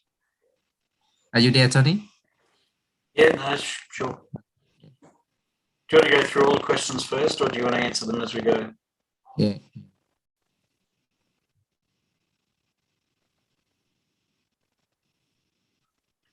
Do you want to answer them as we go, Kim? Yeah, they move quickly. I can just wait. Yeah.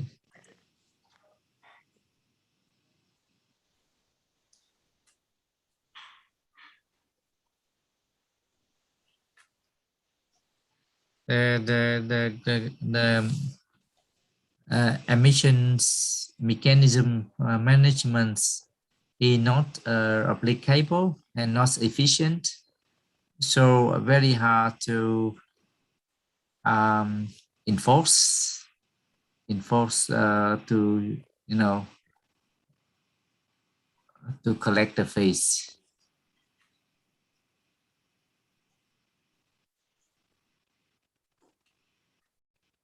The government already collect the tax from pesticide producers or chemical producers and importer already.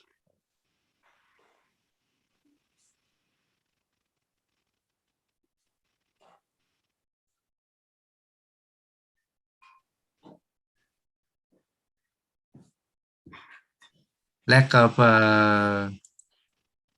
tool to evaluate the cost effectively.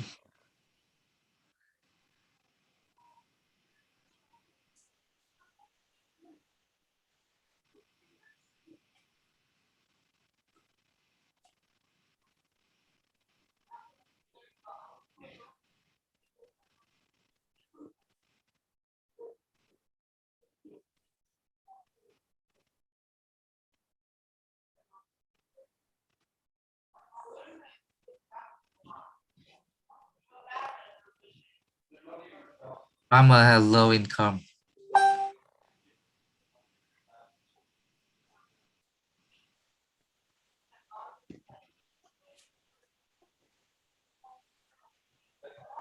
Very hard to measure precisely about the costs and benefits.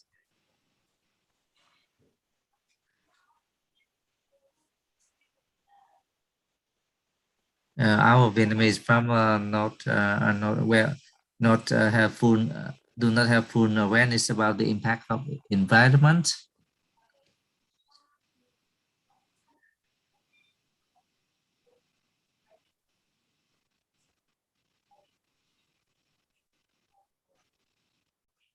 And most of our producers do not understand fully about the impact on the environment.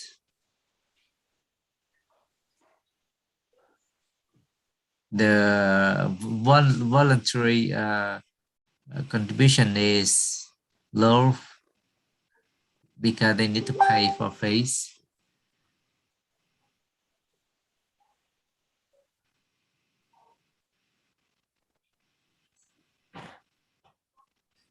When awareness of environmental protection is low,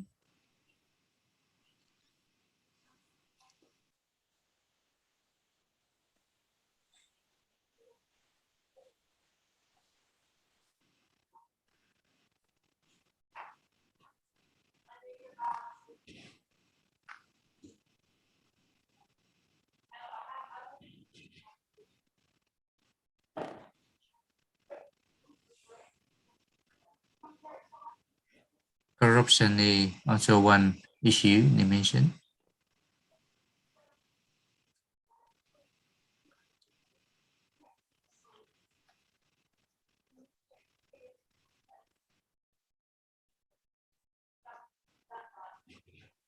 Small scale farming is not a good deal for payment or for making fight to the farmers.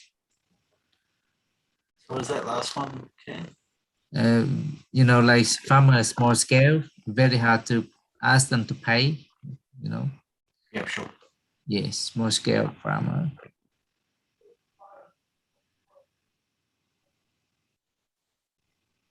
Our income from agriculture is low.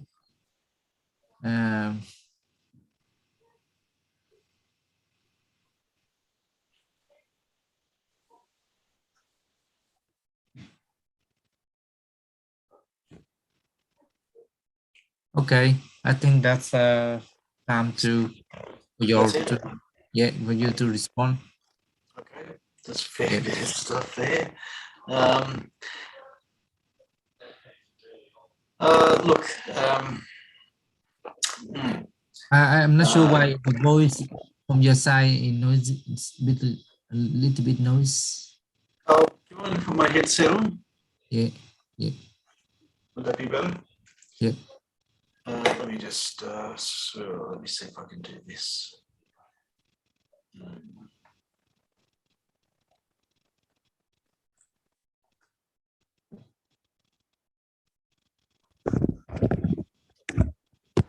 Is that better, Kian?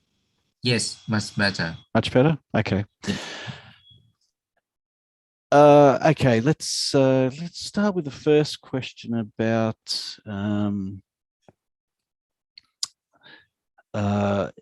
if it makes sense to charge producers for the environmental costs, why doesn't it occur more often?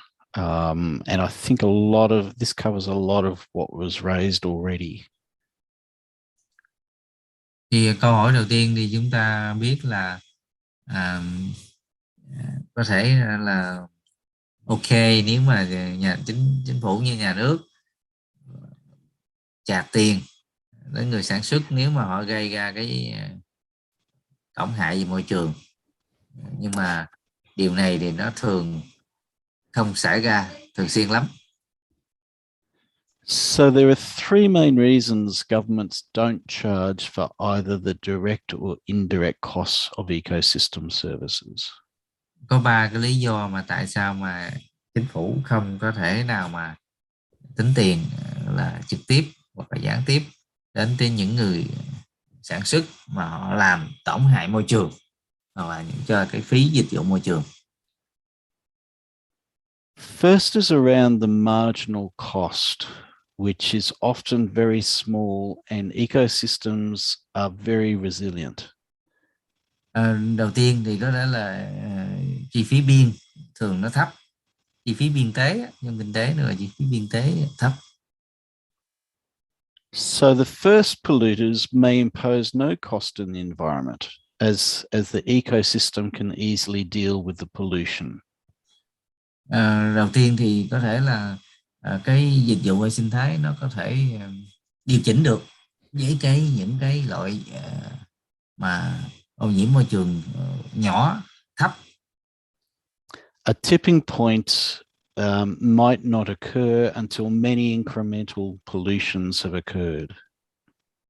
Cái điểm mà có thể thay đổi đó, cái điểm mà có thể gây ra thay đổi đó thì khi mà nhiều cái sự kiện ô nhiễm môi trường nó đều xảy ra. The last couple of pollutions might appear to impose a very great impact, but only because of the many pollutions which happened previously. Thì những cái tác hại mà ô nhiễm môi trường lớn nó có thể xảy ra ảnh hưởng, nhưng tuy nhiên nó cũng có những cái lịch sử, những cái sự cộng hưởng hoặc là những cái sự tích lũy của những cái tác động trước đó. So there is a problem of who to charge, when to charge, and how much to charge. Có một cái khó khăn đó là ai sẽ trả khi nào và trả bao nhiêu. The second problem is that social time preference, which refers to the natural state where humans prefer to consume a bundle of goods today rather than consume the same bundle of goods tomorrow or in 10 years' time. Cái điều thứ hai nữa là cái sự mong muốn của xã hội cũng như của con người, thì người ta mong muốn tiêu dùng hôm nay hơn là người ta tiêu dùng cho ngày mai hoặc là cho 10 năm nữa.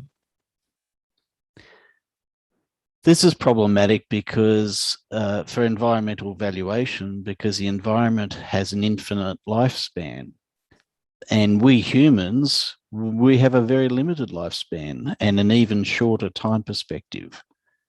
Thì cái điều đó là vấn đề đó là môi trường thì nó cái tuổi thọ nó vô hạn, còn chúng ta thì cái tuổi thọ nó có hạn, đặc biệt là tuổi thọ của loài người rất là ngắn.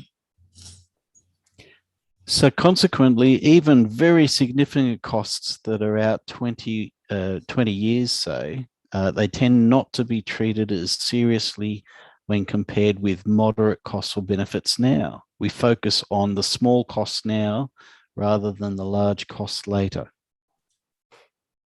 Thì điều đó chúng ta biết là người ta nghĩ là mặc dù có 20 năm nữa, 20 năm tới thì cái chi phí nó rất là lớn, nhưng mà ta không quan tâm, ta quan tâm hiện tại hơn. And we can see this very clearly in the climate change debate, where the focus is all about all the short-term adjustments and costs on business and consumers, and not facing up to the impacts that are 20 to 50 years out. Ta thấy rõ ràng đó là khi mà các cái tranh luận về biến đổi khí hậu hiện nay thì người ta chỉ tranh luận trong vòng 1-2 năm hoặc 5 năm cái business, cái nền kinh tế nó vận hành như thế nào, nhưng người ta không có quan tâm lắm về chuyện 20 năm, 30 năm nữa. The third problem is around property rights. Cái vấn đề thứ ba đó là vấn đề quyền sở hữu tài sản.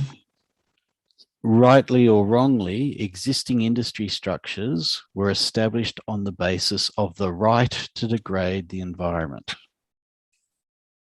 Thì có thể đúng hay sai, nhưng mà những ngành công nghiệp hiện tại, những ngành nghề hiện tại nó có thể là có cái quyền đó là tổn hại đến môi trường. So it might be unfair, or might be seen to be unfair, to charge someone now for a right that pre-existed. Có thể là không công bằng nếu chúng ta đánh phí cho một số người hiện tại.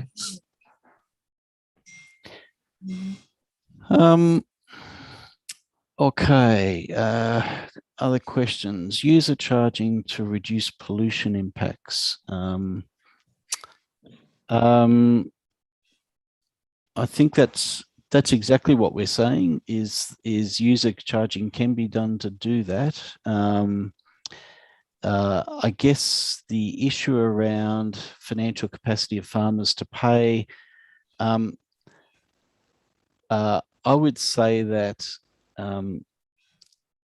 what it does is the imposition of the charge allows farmers to change their behavior so that they can avoid the charge.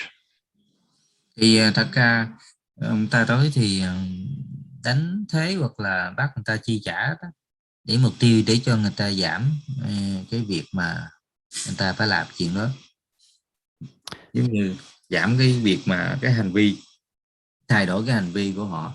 Ví dụ như họ phun thuốc nhiều quá thì mình bắt họ trả cái phí gây ô nhiễm thì họ mới phun ít lại. So if a conventional farmer faces a charge for polluting the environment, they may well decide to become an organic farmer rather than pay that charge. Thì ví dụ như ông conventional farmer mà mình trả ông cái phí làm ô nhiễm vậy đó, thì ổng có thể là quay sang ổng làm organic, chứ ổng không tiếp tục ổng chịu chấp nhận là ổng trả cái phí tổn hại môi trường đó. Ổng chuyển đổi hành vi là ổng chuyển từ sản xuất hóa chất sang làm hữu cơ. In that way, the farmer hasn't got an increasing cost. We've effected an improvement to the environment, and the organic farming industry faces less distortions against its operation. Thì trong cái bối cảnh như thế thì cái ông mà làm hóa chất đó, ổng không có theo con đường hóa chất nữa, thì ổng sẽ tăng cường đầu tư hoặc là sang hữu cơ, thì nó làm cho cái thị trường nó không bị méo mó nữa. Okay, there was a related question about farmers not being fully aware of the impact on the environment or the environmental protection law. And I guess the main response to that is that the charge would convey that information. So the simple effect of putting the charge in place alerts them to the effect that they were having on the environment. Thì có những cái mà người nông dân chưa hiểu và nhận thức của họ về tác động của hóa chất đến môi trường cho dân, thì có thể dùng cái phương pháp là cảnh báo cái phí mà họ có thể làm ảnh hưởng đến môi trường. There was a question about emission mechanisms, hard to enforce, hard to collect fees. Yes, this is problematic. It's a big problem, particularly where producers are small, and the pollution is hard to measure. I guess the main issue here is that the policy has to be sensible, it has to be measurable, and it has to be enforced. Otherwise, there's no point doing it. I'm sorry, I lost because I just go out. That's okay. So the question was about emissions. Emission mechanisms are hard to enforce, or hard to collect fees, and I guess the answer to that was there's no point in having these mechanisms unless we can measure it, and unless we can enforce it, and unless it affects a behavioral change as well. Những câu hỏi liên quan đến rất khó để mà định giá hoặc là phạt hay là nhân dân, thì ông ta trả lời là điều quan trọng thì phải có cái thực thi, chứ còn nếu không thực thi thì hoặc là đánh giá đầy đủ chính xác thì mới thực thi, không thực thi thì cũng rất khó triển khai được. Now there was a very good question about the already collecting tax from chemical producers, and I think the implication of this is that you don't want to charge someone twice for the same thing. Thì anh ta nói là cái điều tốt đó là chính phủ đã lấy phí của những người sản xuất hóa chất rồi, thì không thể mà đánh thuế hoặc là phí lần hai lặp lại cho những người sử dụng hóa chất nữa. And that's absolutely true. We don't want to have too high a cost imposed, because that would reduce production to a different inefficient position. Thì điều đó đúng, tại vì không thể chúng ta khuyến khích mà đi đánh thuế hai lần, nó làm ảnh hưởng đến những cái lĩnh vực khác nhau. But we need to be clear about what the purposes of the different taxes are. Ultimately, we want very clear price signals that reflect the damage that's being done. Điều quan trọng chúng ta nên biết là mục tiêu của các loại thuế và cái giá trị số giá, một cái dấu hiệu giá cả. Someone mentioned that there was a lack of government strategic planning and enforcement. Một số người quan tâm đến chính phủ thiếu những cái thực thi cũng như những cái kế hoạch chiến lược, xây dựng kế hoạch chiến lược. And yes, that is often the case. And all we can do is encourage governments to do better. I guess that's really the whole point of this is what I'm highlighting is all the reasons why markets fail, and we can use these arguments to put your case to governments to say that they should be implementing some policy or intervention.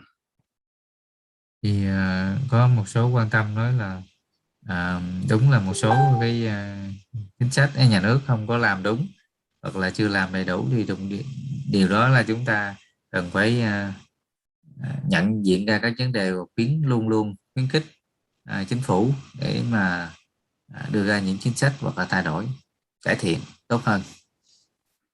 And the last question I picked up was that these charges will add to the cost and price of products. Cái câu hỏi cuối cùng là ý ông nói là khi mà mình đánh thuế gì đó, nó làm tăng cái giá của sản phẩm. And I guess the response to that is that's the whole point. We do want to change the relative price between products, and in particular, we want products that damage the environment to go up in price relative to the price of products that don't damage the environment. Chúng ta phải làm sao để cho cái giá tương đối, cái giá mà của cái mặt hàng mà làm ảnh hưởng môi trường đó, cái giá nó phải the price for the products that impact on the environment is higher than the price for the products have low impact on the environment. Is correct? Correct. Yes. Cái giá của sản phẩm mà có ảnh hưởng đến môi trường thì cái giá nó phải cao hơn cái giá của sản phẩm ít ảnh hưởng đến môi trường. So in the organic context, organic rice will stay the same price, but conventional rice would go up in price.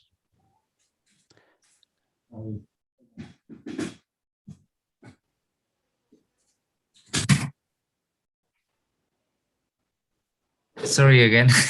No, that's okay. Yeah. So just thinking about organics, in the case of organic rice, you would expect that because it doesn't impact the environment, its price would not change. But in the case of conventional rice, if we imposed environmental charges, its price would go up. So organic rice would be better off relative to conventional rice. Thì ví dụ như thấy nếu mà chúng ta làm hữu cơ thì cái môi trường nó không bị ảnh hưởng, cho nên cái giá nó tương đối là nó thấp so với cái giá của người làm hóa chất. That's all the questions I picked up. Đó là những câu hỏi mà ông ta đã trả lời cho chúng ta. Thì chúng ta chắc chuyển sang, hiện nay chúng ta còn khoảng 40 phút nữa, thì chúng ta chuyển sang cái phần cuối của bài hôm nay. We move to the last session for your presentation. Sure. Actually, I think there's two sections left. Yeah. Ian. Two more sessions left. But this labeling one, I think we'll go through very quickly. Yeah. This one. I think the last section will be a little bit more interesting. Yeah. So economics and information. This is mostly about labeling, product labeling. So next slide. Cái phần thông tin về thị trường, thông tin và cái kinh tế thì chủ yếu nói về cái gọi là nhãn mác đó quý vị. So there's two aspects to product labeling that's important from an economic perspective. The first is virtue signaling. So consumers gain confidence from the label. Hai cái yếu tố liên quan đến nhãn hiệu đó là thứ nhất, dạng gọi là những cái dấu hiệu, thì cái người tiêu dùng chỉ ra cho người tiêu dùng là có những cái tự tin từ cái nhãn mác. Ví dụ nhãn mác USDA hay là vân vân vậy đó, để làm cho người ta có sự tự tin. Rồi, yes. So the simple label, usually with a logo, it's symbolic of complex underlying information. Thì một cái dạng nhãn hiệu mà đơn giản nhất đó là một cái logo, mà cái logo đó nó chứa đầy đựng những cái thông tin đằng sau của nó, thông tin những về sản phẩm, thông tin rất đầy đủ, vân vân. Product labeling also may provide a marketing advantage to the producer. Thì nhãn hiệu nó cũng giúp cho cái người sản xuất có những cái lợi ích, có những cái thuận lợi về marketing. Second aspect of labeling is enforcement. So it provides a point for audit by certifiers. Riêng trong cái ngành nông nghiệp hữu cơ thì các bạn thấy cái việc nhãn mác thì nó có lợi cho vấn đề thực thi. Ví dụ như nó tạo ra một cái, cung cấp một cái điểm để cho cái người audit đó, cái người mà thanh tra đó, bởi cái người mà chứng nhận. And it may also be enforced by the state under trade practices law. Hoặc là có thể thực thi bởi các chính quyền, các bang, những cái những dưới các cái đạo luật về thương mại. So the point of labeling is that consumers should get confidence from the label existing, and the producers should get a marketing advantage from it. Cái nhãn hiệu thì nó giúp cho cái nhà sản xuất có những cái lợi ích thuận lợi hơn về mặt marketing. Ngược lại thì cái người tiêu dùng thì họ có cái niềm tin hơn về cái sản phẩm. Next slide. Okay, now the problem with labels is that there are way too many of them.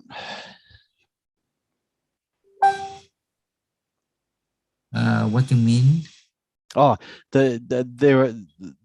the number of labels has exploded over the last 2 decades. Có rất nhiều cái nhãn hiệu mà đã được khai thác trong cái nhiều thập niên vừa qua. And about 15% of the labels are organic. Và có thể chúng ta thấy là có 15% cái nhãn hiệu là organic, là hữu cơ. Next slide. Too many labels may be counterproductive, so they might confuse the consumer. Nếu mà có nhiều nhãn hiệu quá cũng không có lợi, làm cho cái người tiêu dùng nó bối rối. They might be too hard to enforce. Và cũng rất khó khăn để cho chúng ta thực thi, kiểm tra cũng như thanh tra, audit, vân vân. Many of the new labels are in competition with organic labels. Và có nhiều cái label, có nhiều cái nhãn mác mới mà nó cạnh tranh với cái nhãn mác hữu cơ của chúng ta. So we see a wide range of environmentally sustainable labels which confuse the organic message. Chúng ta thấy có một số cái label mà cái nhãn mác mà về sinh thái đó, nó làm cho người ta bối rối về cái nhãn mác hữu cơ. And consumer confusion about the labels may lead to a loss of confidence in the label. Và cũng có cái sự bối rối của người tiêu dùng về những cái nhãn mác có thể dẫn đến sự giảm đi cái tính mà là không biết dùng từ gì phù hợp, credibility ở trên cái nhãn hiệu, giống như cái tôi không nhớ rồi. Đúng Now, quy tin tích. cậy với thầy. Yep, yep. now, Kian, Okay. there's a lot of detail in the next couple of slides. I'm thinking we just skip over this. Is everyone getting a copy of the slides? Yeah, I post in the website, on the website. So After I this. think we might just skip over these effects and they can go through those. But it just provides more detail on what I just said. Yeah. Okay, I think we go to next session and then we end up with discussion in the last one. If that's okay. Okay. Yeah. Everyone's doing well Okay. holding in, I think. Yeah. Okay. Now we go to Okay, this session. economics of organic farming. Next slide.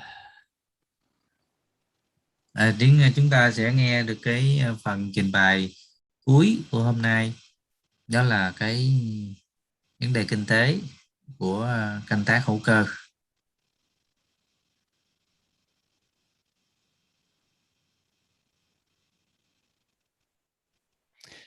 Okay, so first issue is around the profitability of organic farming, and profitability is affected by the price received, the yield, the farm yield, seasonal risks, financial risks, conversion costs, and other costs. These are the aspects of profitability we're going to talk a bit about. Cái này chúng ta đang nghe về cái lợi ích cũng như lợi nhuận của việc canh tác hữu cơ. Thì cái lợi nhuận của việc canh tác hữu cơ thì nó thường bị ảnh hưởng bởi, thứ nhất, cái giá bán mà người nông dân nhận được, cái năng suất của sản phẩm mà cây trồng vật nuôi họ làm ra, hoặc là những rủi ro theo mùa, những rủi ro về mùa cũng như thời tiết, khí hậu thay đổi, những rủi ro về tài chính, đặc biệt là cái chi phí của quá trình chuyển đổi, và tất cả những cái chi phí khác có thể. We often see organic products receive a price premium. A price premium is the difference paid between an organic product and a similar conventional product. Thì các bạn thấy khi làm nông nghiệp hữu cơ thì thường chúng ta thấy cái sự khác biệt về giá, đó là giá chênh lệch giữa cái cùng một loại sản phẩm làm hữu cơ với vô cơ, thì cái giá nó khác biệt, cái giá cao hơn của hữu cơ, đó là cái sự chênh lệch về giá mà người nông dân nhận được. The premium reflects the perceived benefits to the buyer of the organic farming practices. Thì cái chênh lệch giá này nó cho thấy nó cái lợi ích, và lợi ích là lợi ích thì cái người mà mua đó họ mua về nông sản hữu cơ đó, thì đó là họ thấy tôi mua cái hàng hữu cơ này cao hơn cái hàng vô cơ bao nhiêu giá, đó là cái lợi ích mà cái người buyer, người mua đó có thể nhận được. The premium compensates the farmer for the lower yields or the increased cost of production from farming organically. Thì cái sự chênh lệch giá này đó cho nó bù đắp lại những cái gì mà người nông dân họ canh tác hữu cơ, bởi vì năng suất có thể giảm hoặc là chi phí sản xuất có thể tăng lên. The price premiums vary between commodities. Some products have no premium, and some have premiums where the prices are up to 3 times higher. Thì các bạn thấy cái chênh lệch giá này nó thay đổi tùy theo cái hàng hóa khác nhau. Ví dụ một số loại hàng hóa thì cái chênh lệch giá này giữa conventional với organic nó không có, nó bằng nhau, thì cho nên cái chênh lệch giá này nó bằng không. Còn tuy nhiên một số loại sản phẩm thì cái sự chênh lệch giá này nó có thể tăng đến khác nhau tới 300% cao hơn so với hàng hóa nông nghiệp hữu cơ so với cái hàng hóa chất, hàng conventional. And of course, higher prices result in better profitability. Thì có thể nói là khi giá cao thì có thể phản ánh được cái lợi ích, lợi nhuận tốt hơn. Okay, farm yields. Yields per hectare are often lower on organic farms. Khi nói về năng suất thì trên đơn vị hecta thì thường là nó thấp hơn cho But những but it varies a lot. So broadacre crops can be less than half of the yield, whereas vegetables may not be lower at all. Thì cái này nó cũng thay đổi tùy theo cây trồng. Ví dụ như một số cây trồng có thể là năng suất nó bằng phân nửa và ít hơn nữa. Tuy nhiên đối với rau củ thì nó có thể không có thấp hơn so với hàng organic, hàng conventional. The farm yields can also depend on the crop, the region, the experience of the farmer, biomass of the soil, crop rotation techniques, and access to organic fertilizer. Thì khi chúng ta so sánh năng suất thì năng suất nó cũng phụ thuộc vào những cái loại cây trồng, cũng như ở những vùng khác nhau, hoặc là nó phụ thuộc vào kinh nghiệm của người nông dân, cái sinh khối cũng như cái hàm lượng khoáng chất ở trong đất, các kỹ năng mà luân chuyển gọi là cây trồng, hoặc là cái khả năng tiếp cận vào cái nguồn phân hữu cơ. Đó là những cái đó nó cũng làm cho cái năng suất của việc canh tác hữu cơ nó rất là khác nhau tùy những yếu tố này. So where yields are lower, this increases the cost of production per unit of output and consequently reduces profitability. Thì khi các bạn thấy thì khi năng suất thấp giảm thì nó làm cho chi phí sản xuất trên một cái đơn vị sản phẩm nó tăng, thì có nghĩa là lợi nhuận của người nông dân có thể giảm. Okay, next slide. Seasonal risk. So farming is affected to a large degree by weather. Thì các vấn đề rủi ro về thời vụ thì canh tác thì thường ảnh hưởng bởi những cái thời tiết mức độ khác nhau. Organic farming can sometimes improve yields relative to conventional farming. Thì trong một trường hợp nào đó thì hoàn cảnh nào đó thì bối cảnh nào đó thì cái canh tác theo nông nghiệp hữu cơ đó cũng có thể cải thiện được năng suất so với canh tác theo hóa chất conventional. So for example, sometimes organically grown crops are more tolerant to frost or lower rainfall. Ví dụ như một số cây trồng canh tác theo hữu cơ đó thì có thể là nó có thể thích ứng hoặc là nó chống chịu tốt với cái sương mù, hay là những cái khi mà điều kiện lượng mưa thấp thì họ canh tác hữu cơ thì lại nó phù hợp nên nó thích ứng được tốt. So it's possible that organic farming can involve lower risk over time, over many years. Cũng có thể nói rằng khi mà canh tác theo hữu cơ thì có thể là giảm cái rủi ro nó thấp hơn so với canh tác hóa chất. Okay, next slide. Financial risk. Thì cái này chúng ta thấy là cái rủi ro về tài chính. So farmers consider financial risk implicitly or explicitly when they make their production decisions. Thì nông dân có thể quan tâm đến cái rủi ro về tài chính theo một gọi là tương đối hoặc tuyệt đối thì khi họ ra quyết định sản xuất. Organic farming methods usually have lower input costs, not always, but often, So for example, there's no payments for pesticides or herbicides or industrial fertilizers. Thì thường thì khi mà canh tác theo hữu cơ đó thì nó có cái chi phí đó thấp, bởi Of vì course, không có trả cho thuốc trừ sâu như thuốc gọi là trừ cỏ hoặc là các cái loại phân bón hóa chất. Of course, sometimes the costs can be higher as well. So sometimes organic input costs are higher per unit price, but they're using less volume of it.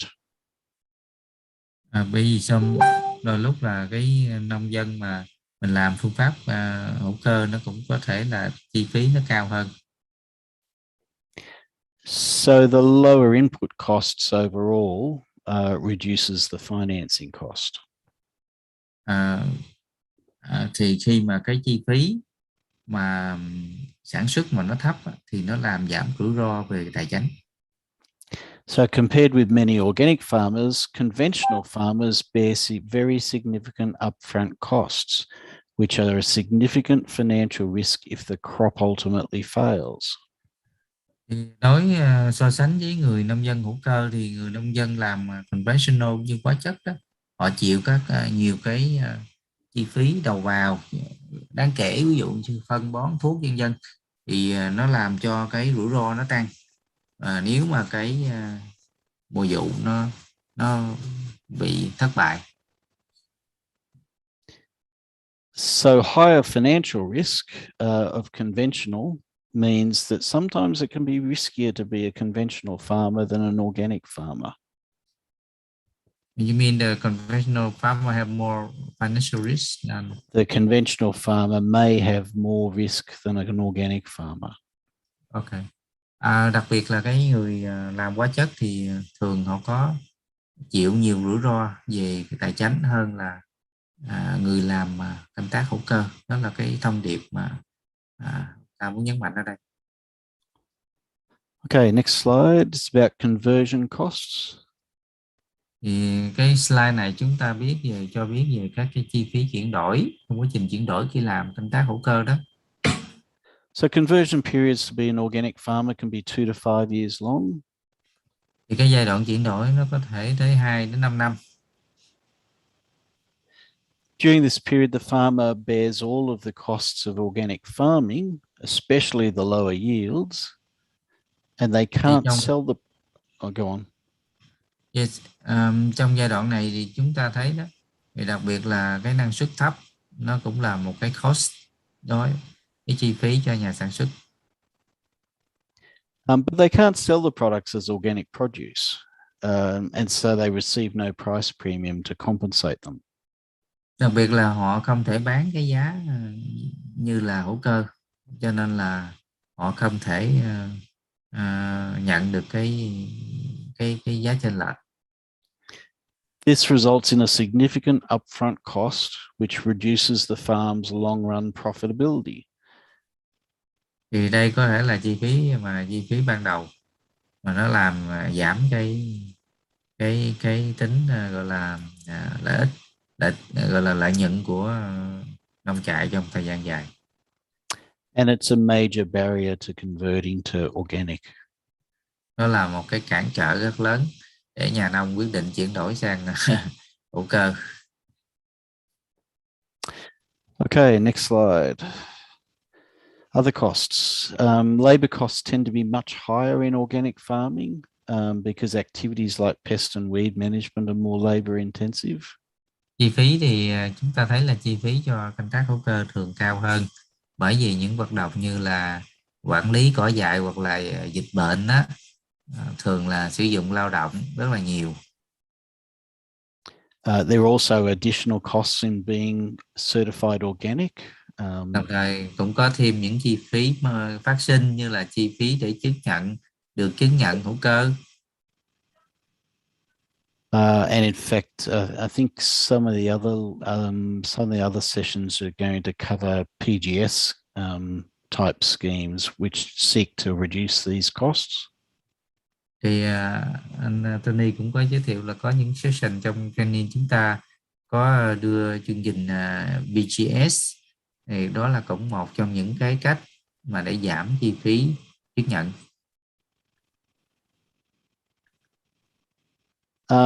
But even so, these increased costs are often much lower than the increased input costs of conventional farming.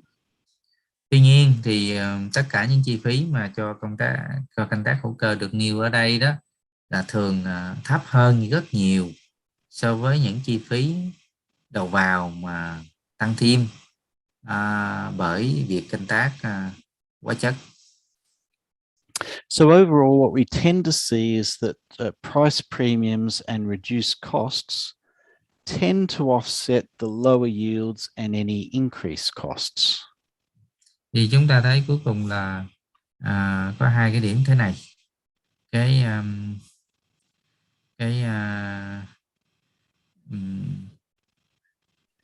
So, sorry. You're struggling there with something? Yeah. Can you repeat? So we've got two offsetting effects. Price premiums and reduced costs are offset by lower yields and any increased costs. Ok, thì ở đây có hai cái vấn đề là giảm cái chi phí cũng như là cái giá mà trên lệch đó, là hai cái yếu tố này nó làm bù lại những cái gì mà năng suất nó giảm, cũng như bù lại những cái chi phí nó tăng lên khi làm canh tác hữu cơ. So overall, profit tends to be similar between conventional and organic farming if you look at profit over the long run. Nếu nhìn chung thì có thể chúng ta thấy lợi nhuận giữa canh tác hữu cơ và canh tác hóa chất thì nó cũng như nhau trong cái chặng đường dài. But the risks in organic farming may actually be lower. Nhưng mà cái rủi ro cho cái ngành canh tác hữu cơ thì nó có thể thấp hơn canh tác theo kiểu hóa chất. Okay, next slide.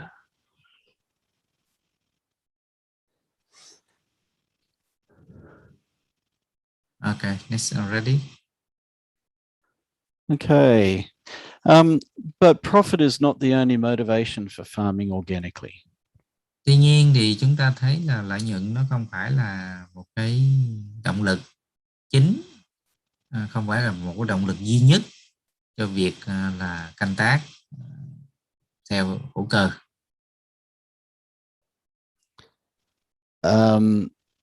So we see many motivations. In fact, profit is often quite low down the list. In Australia, where we ask farmers this, overwhelmingly they say their motivation is around environmental issues. But I don't know if you want to go through some of those other dot points, Ken. Yep. Thì các bạn thấy đó, thì khi mà anh Tony hỏi nông dân Úc á, thì những cái động lực nào giúp người ta chuyển đổi sang hữu cơ thì người ta liệt kê ra 8 cái một cái thế này, 8 cái động lực như về mục tiêu về cải thiện môi trường, hoặc là những yếu tố liên quan đến sức khỏe, hoặc là gọi là cách sống, hoặc là tính bền vững về kinh doanh trong thời gian dài, những yếu tố như là phúc lợi xã hội, phúc lợi động vật, rồi lịch sử của gia đình, những yếu tố liên quan đến giá trị đạo đức, và những cái cuối cùng đó là cái cách canh tác của họ được tốt hơn. Đó là những cái mà người nông dân Úc họ quan tâm để động lực cho họ làm hữu cơ. And I guess the final point here is that overall we find that organic farmers generally have high levels of satisfaction. Thì cuối cùng thì chúng ta thấy là người nông dân hữu cơ đó, nhìn chung là họ có cái sự hài lòng nó cao hơn về đời của họ, cũng như về việc họ làm ăn.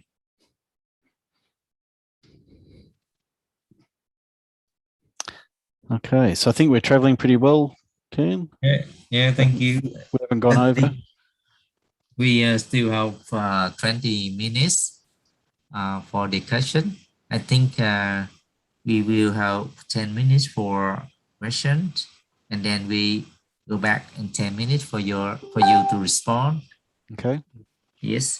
Ok, Thái ơi, Thái chuyển sang câu hỏi số 3 để cho các bạn thảo luận. Sau đó chúng ta 10 phút đi, còn 10 phút cuối cùng chúng ta để cho Tony sẽ trả lời những cái thảo luận như vừa rồi.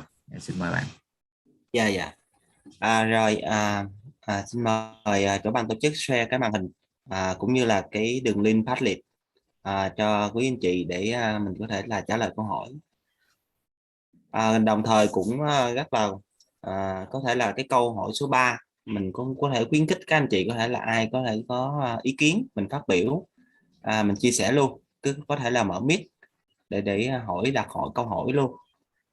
Thì mình vừa kết hợp, tức là vừa có phát biểu ý kiến và một số anh chị khác thì mình có thể dùng Padlet để mình đánh cái phản hồi ý kiến của mình vào đây. Không biết có anh chị nào mình có ý kiến để chia sẻ cùng với tất cả mọi người cũng như là giảng viên ở đây không ạ? Mình có thể mở mic. Ban tổ chức có thể là điều chỉnh lại cái mic âm thanh cho học viên nhé.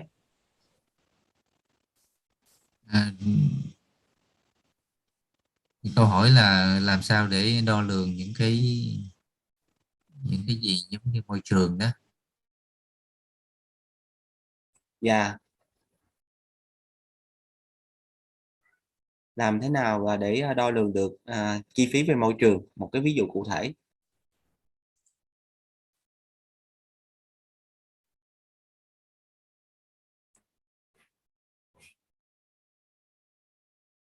Có anh chị nào muốn có phát biểu ý kiến không ạ? Xin mời ạ. Thấy từ đầu buổi tới giờ mình im ắng quá, do đó là không biết là có anh chị nào mình muốn chia sẻ cùng với mọi người ở đây mà mình có thể mở mic nhé. Bữa nay thì nói chung mình im mà mình trả lời đâu, nay không ai nói chuyện hết. lâu đổi cách. Bữa ông thầy hỏi chứ không phải ban tổ chức nha quý vị thông cảm. Dạ, thì có một số buổi mình cũng sẽ thay đổi cái phương pháp để mà thảo luận nhóm đó quý anh chị. Cái này mỗi cái được không ạ? Cho nó có tiếng được không ạ? Dạ đúng rồi, xin mời. Mừng quá. Xin mời chị. Xin chào, rất là cảm ơn thầy Tony hôm nay. Thực ra thì một cái bài của thầy nó quá là cặn kẽ và bản chất để có hiểu là tại sao chúng ta có thể chuyển sang canh tác nông nghiệp hữu cơ. Tôi đã làm với các cái nhóm nông dân ở 4 tỉnh. Thì trước khi chúng tôi muốn chuyển các bạn đi đào tạo các bạn sang làm hữu cơ ấy, thì chúng tôi có làm một cái test đất và nước của 12 xã làm hữu cơ. Thì có một điều nhận ra là một số xã ở Sơn La ấy, thì các bạn ấy cái tiêu chí về đồng ấy, ở trong đất nó rất là cao. Và đến khi mà chúng tôi nhận được những cái thông số đấy thì các bạn đi thảo luận ngay trong nhóm, thì các bạn đã nhận ra là nếu bây giờ cứ sử dụng hóa chất nhiều quá và thuốc diệt cỏ nhiều quá thì cái lượng mà dư tồn hóa chất ở trong đất nó rất là còn nhiều. Và điều đó thì khi bắt đầu vào học hữu cơ ấy, thì các bạn ấy cũng sợ lắm, các bạn bảo nhiều nguyên tắc nó này khó lắm. Nhưng mà cứ dần dần các bạn đi hiểu về vấn đề kinh tế thế nào, rồi xã hội đối với môi trường ra làm sao, thì tôi thấy là các bạn đúng là động lực là chuyển sang hữu cơ là vì các bạn muốn làm cho cái môi trường và sức khỏe con người nó khỏe mạnh và có những sản phẩm nó tốt hơn phục vụ ra môi trường. Và đấy là cái câu chuyện mà tôi nghĩ là muốn đo đếm được thế nào ấy, thì nó không những chỉ có lý thuyết mà chúng ta có những cái bài học thực hành như hôm nay. Và khi chúng ta về làm với các farm thì chúng ta cũng thấy rằng là có những cái thông số về mặt kỹ thuật của đất, của nước, của môi trường ở đó, cũng là một trong những cái để cho người ta thấy rằng cái sự tác hại thế nào trong sản xuất nông nghiệp hóa chất. Cảm ơn thầy ạ. Hôm nay thầy rất hay quá. Mặc dù là bận nhưng mà vẫn cứ phải vừa nghe vừa chép đây ạ. Cảm ơn chị Yvonne, chị giúp chị nói tiếng Anh cho ông thầy luôn đi chị. Em bữa nay tới giờ phút này em cũng đuối lắm rồi. Thank you very much, Dr. Tony. I think your presentation and your lecture is so useful for me. despite I work for farmer organization more than 30 years, I learned a lot from farmer, but today I so deeply understand what we can talk with farmer and how organic farming can contribute to the economic, environment, and sustainability. Almost, so thank you so much for your presentation and sharing. And for the effect on the environment, I have the one experience, one case study. Before we work with the farmer in 4 provinces in Vietnam, I would like to train farmer how they understand about what is the organic and how they can move more to the organic farming. But and so thinking how we can persuade them, and I decided to talk with them, and we took water and soil, and we test those soil and water, and based on that we get the feedback from laboratory result of examination of soil and of water, and in Sơn La province they get some very high contaminations in the soil because they use so much chemical and some drug. This is why it's the effect to their soil, and based on that we discussed among our farmers. And many people recognize that if they still use so much chemical and fertilizer in their soil, their field will be how to say become worse and not good enough for productions. This is why I think it's very important when we work with farmers, we can educate and train farmers well, understand what is the effect from the chemical farming and organic farming as today you train us. Thank you very much. Thank you. Can I respond to that, Kian, first? Thank you. Absolutely. I think on the first issue of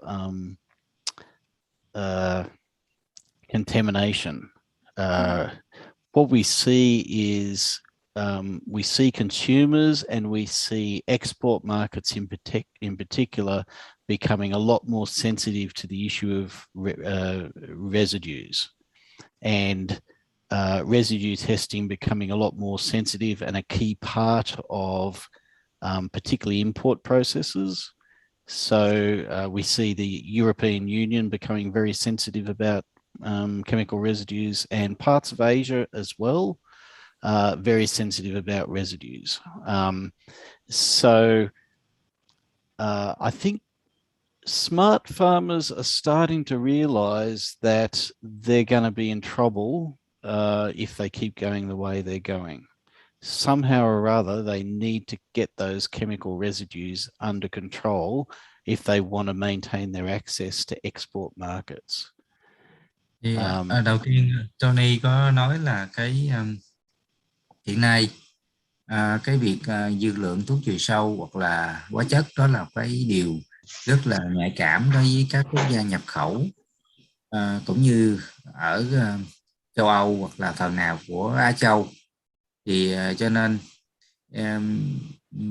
những người nông dân mà smart á, những người nông dân mà khôn á, thông minh á, thì họ sẽ tìm cách họ làm giảm cái mức dư lượng cho phép, cho nên họ cần test cái mức dư lượng cho phép trong sản phẩm để họ làm sao họ duy trì cái long term business của họ. Yes, next. And I think the second point, one of the things that we're seeing is a decline in the long-term productivity of agriculture. Thì cái điểm thứ hai ông ta cho rằng là cái sự suy giảm về cái sức sản xuất của nông nghiệp trong thời gian dài. And what seems to be happening here is that the effectiveness of chemicals is reducing, so that industrial farming is adding more and more chemicals to counteract the decline in productivity. Thì điều ông ta thấy ở Úc này, ví dụ như là cái hiệu quả của thuốc nó càng ngày nó càng giảm, cho nên người nông dân phải sử dụng nhiều thuốc nữa, nhiều hóa chất nữa để duy trì cái sức sản xuất của họ, làm cho chi phí tăng lên. That is not sustainable. You cannot just keep increasing the amount of chemicals you're using in farming. Điều đó ông ta cho rằng điều đó là không bền vững. Chúng ta không thể nào mà cứ đưa càng nhiều hóa chất vào đồng ruộng được. And it's counterintuitive. You don't counteract a reduction in productivity in response to chemicals by putting more chemicals. It just doesn't work. Khi mà điều đó chúng ta thấy là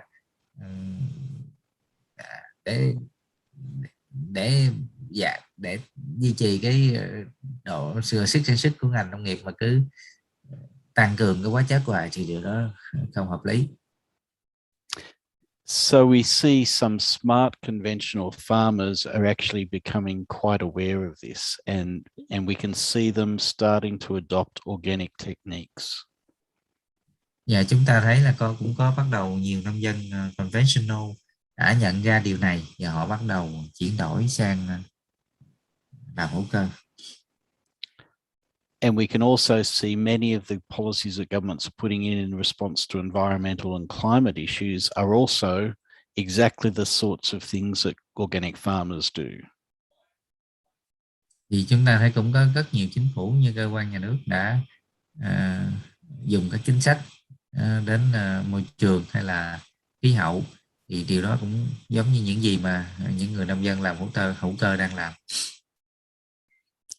So there's reason for optimism, and we can see areas like the European Union adopting a 25% organic target for their own agricultural production.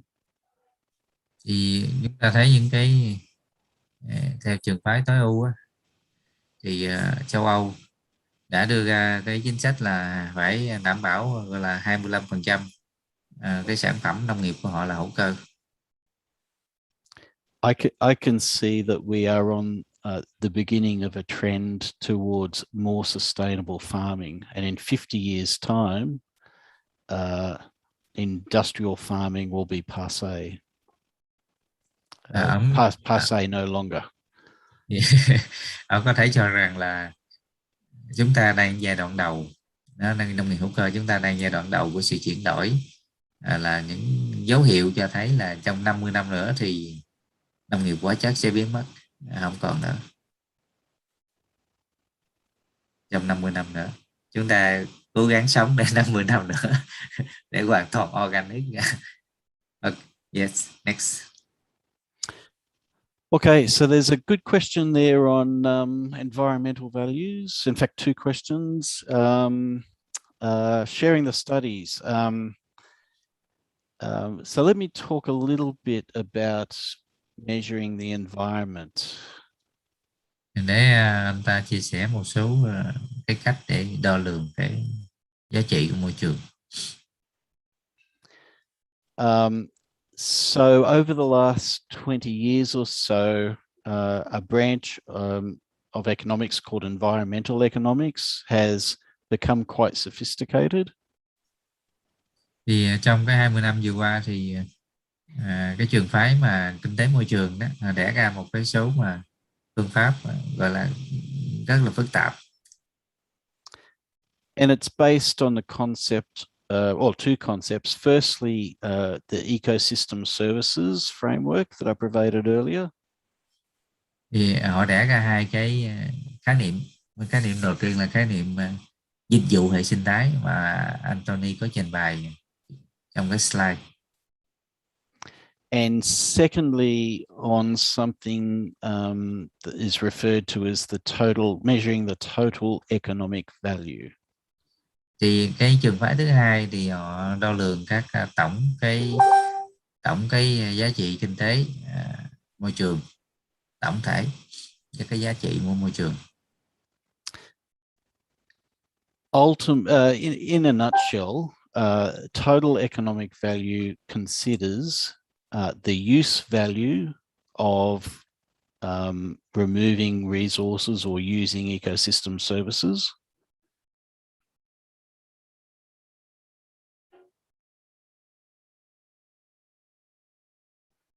Do you want me to repeat? Trong tổng cái phương pháp mà tính toán, phương pháp mà total value đó, phương pháp tổng cái giá trị đó, thì họ chia ra use value là giá trị sử dụng, như cái giá trị mà chúng ta sử dụng cái tài nguyên. The second part of total economic value is the non-use values. That's the value to humans just knowing that something exists. Cái giá trị thứ hai đó là giá trị chưa sử dụng, mà giá trị đó là nó tồn tại trong xã hội nhưng chúng ta chưa có khai thác nó, hoặc là chưa biết gì đó. And the third type of value is something called an option value, which is the value we get from preserving the environment for some unknown use in the future. Thì cái loại mà giá trị mà thứ nhất mà chúng ta nói use value đó là có thể là option, những giá trị tùy chọn. Option value đó, giá trị tùy chọn, có thể chúng ta sử dụng hôm nay hoặc là chúng ta để lại cho tương lai, ví dụ như khai thác than đá hay là khai thác dầu, bữa nay mình không xài, mình để lại cho tương lai. But valuing the environment is difficult and it's quite controversial. Tuy nhiên là để lượng giá cái giá trị của môi trường thì nó cũng khó và nó rất là mang tính chất là tranh luận, cũng như rất là hóc búa, cũng như không phải là dễ được chấp nhận. And it's also a very human-centric view of the value of the environment. Và cũng như là những giá trị đó mà do con người họ định ra về cái môi trường. So, for example, it says nothing about the value that other species may place on the environment, just humans. Sorry, can you repeat that? So for example, this method says nothing about the value that other species get for them from the environment. So, for example, tigers, it doesn't measure the value to tigers of the environment. Cũng như chúng ta, tất cả giá trị đó chúng ta không có thể đo lường giá trị của cái loài nào đó trong cái môi trường. But if you want to take the details, Kian, I'm happy to provide some references to that, and they can study it in a bit more detail. Vậy thì ông ta có thể chia sẻ các cái tài liệu tham khảo để nếu mà chúng ta có coi, thì thật ra cái môn kinh tế môi trường này nó cũng phổ biến khá lâu các bạn. Tuy nhiên thì như ông nói đó, thì kinh tế môi trường để lượng giá tài nguyên nó cũng thuộc rất là hóc búa, rất là controversial, rất là khó được chấp thuận khi mà chúng ta tranh luận. Đó là cũng vấn đề. Yeah. Have we got any other questions?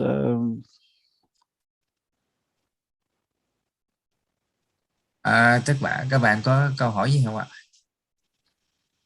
Dạ hiện tại thì có một số anh chị đã trả lời cái câu hỏi trên Padlet, tuy nhiên cũng có khung chat có 2 cái câu hỏi này cũng rất là chi tiết, không biết có thể là chuyển cho ông Tony, ông có thể đọc trên khung chat cũng có câu hỏi của chị Hồ Thị Thòn.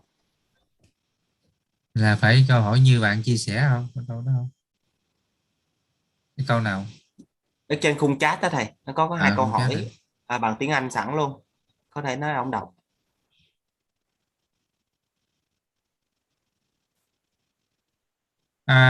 Tony, the question in the chat box. The environmental costs are part of the product cost. You can read it, but who evaluate and evaluate by what methods, what is the solution to encourage and reward. These things are still difficult in Vietnam. And I also want to ask Mr. Tony that, is there any evaluation methods and is there any research done in the world so that we can apply in the case of Vietnam? And the second question you share, it's important to only access the values of the environment, and the next generation will develop better. So has there been any research or assessment on environmental value? Would you please share those studies and how we assess this study? So yes, absolutely. In fact, there's a whole economic discipline called environmental economics. So I can try to put together some overviews of that. Yeah. Measurement is hard. One of the last jobs I did when I was in the government was to do a cost-benefit analysis of taking water off farmers and giving it to the environment in the Murray-Darling Basin. Thì ông nói này, ông có thể chia sẻ toàn bộ những cái, có thể review hoặc là chia sẻ là toàn bộ cái này là một lĩnh vực kinh tế môi trường rất là rộng lớn. Thì một trong những việc mà ông làm khi ông làm cho chính phủ đó, ông làm vị trí rất là lớn trong chính quyền Canberra. Thì ông đánh giá cái việc mà đưa cái môi trường cho cái dòng sông Murray-Darling ở Úc á, giống như ở đây thì that's the research you done to evaluate environment or the water issue for Murray-Darling, which one? That's right, cost benefit analysis. So it's got similar problems to the Mekong in terms of interjurisdictional type issues, probably worse with the Mekong, but because they're different countries rather than different states, but our states are very parochial. Ông cũng đánh giá cái chi phí lợi ích và chi phí của cái việc sử dụng nước ở cái dòng sông Murray-Darling ở Úc, nó cũng tương tự như sông Mekong. But the costs to the farmer of taking the water away and therefore reducing crop production was relatively easy to calculate. Ví dụ như chi phí mà của người nông dân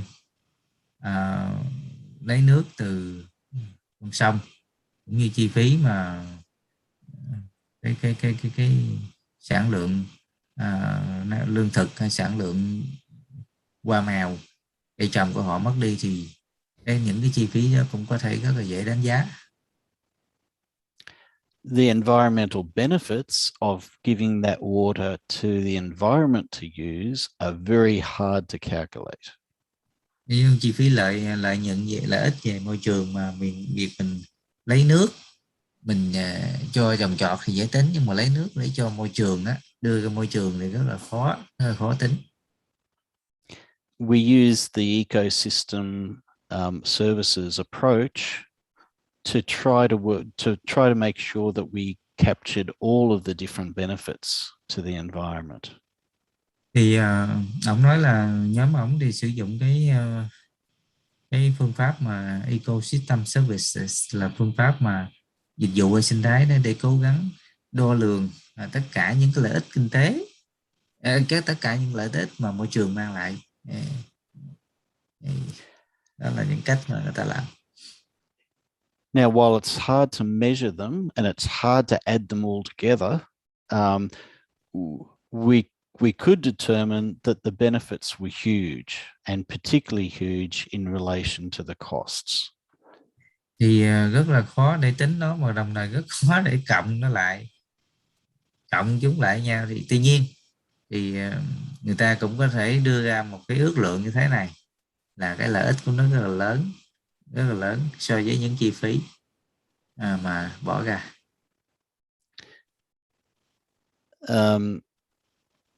I think Vietnam and particularly the Mekong countries are quite well across the environmental costs and benefits in respect of water sharing arrangements there. Ông nghĩ là các nước vùng Mekong thì cũng có rất nhiều cái lợi ích về môi trường nếu mà cái việc dòng sông Mekong chia sẻ các nguồn nước ở các vùng Mekong. That's not to say that it's easy to resolve. So all of these water basins are very difficult politically. The economics can help, but ultimately it's a very political exercise. Thì các bạn biết đó là một cái việc làm rất là mang tính chất chính trị, chứ còn kinh tế thì có thể giúp tính toán, chứ còn việc làm mà để chia sẻ các nguồn nước giữa các lưu vực sông hoặc là ở Úc cũng vậy. Cuối tháng kiếm đứa nữa gì? 51 luôn rồi. Cũng như ở Maryland, việc chia sẻ các nguồn nước cũng đó là vấn đề chính trị cũng rất là lớn, chứ không phải chỉ là vấn đề kinh tế. There was another question about evaluation. Policy evaluation is so important. And unfortunately, our governments tend not to like doing it anymore. So it's sort of left up to academics to do policy evaluation. So I think I just agree with the sentiment of that question and say, yes, we need to do more policy evaluation. Thì ta nói thì các cái lượng hóa cái chính sách thì nó cũng rất là quan trọng. Tuy nhiên các chính phủ thì không có muốn làm nữa. Mặc dù các nhà khoa học, học thuật thì lượng hóa các chính sách, nhưng mà chính phủ thì không có muốn làm. Về mặt phương án, về mặt ông Tony thì ông nghĩ là chúng ta cần nên làm nhiều hơn nữa. Have I missed any questions, Kian? I think lots of questions here, but that's all the things you capture, the key things. But look, I think look, if there are burning questions, by all means send them through to me, and I'll try to provide a response.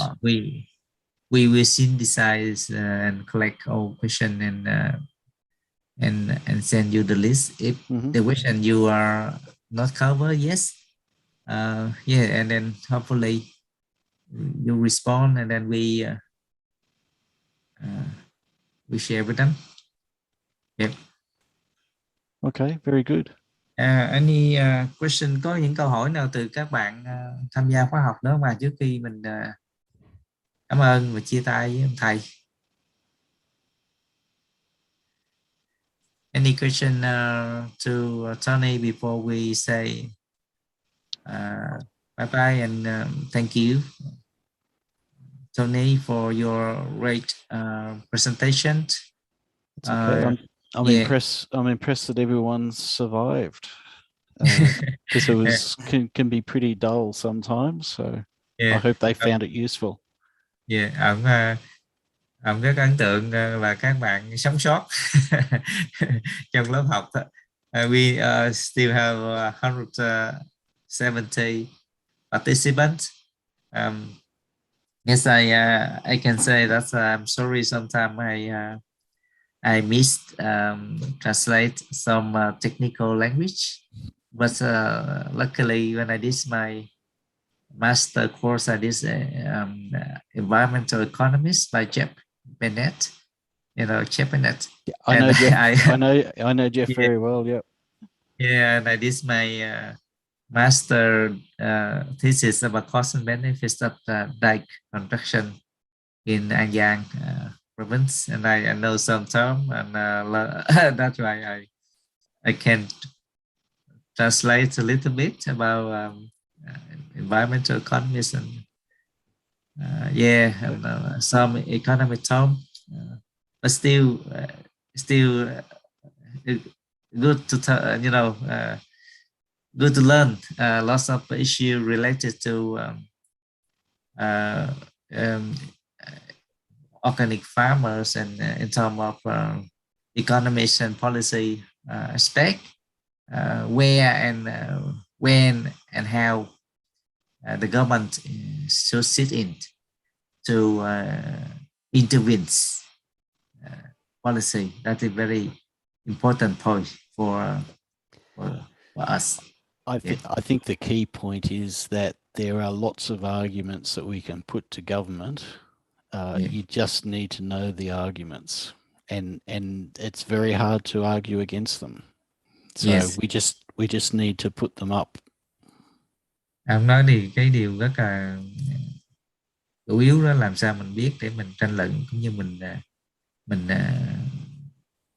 negotiate, đàm phán với nhà nước cũng như chính phủ để họ thay đổi hoặc là họ có những chính sách thúc đẩy phát triển nông nghiệp hữu cơ.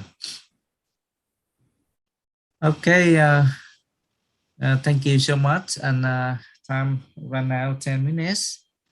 I appreciate your time and resource, and nearly end of the year, nearly Christmas, but you still have time with us.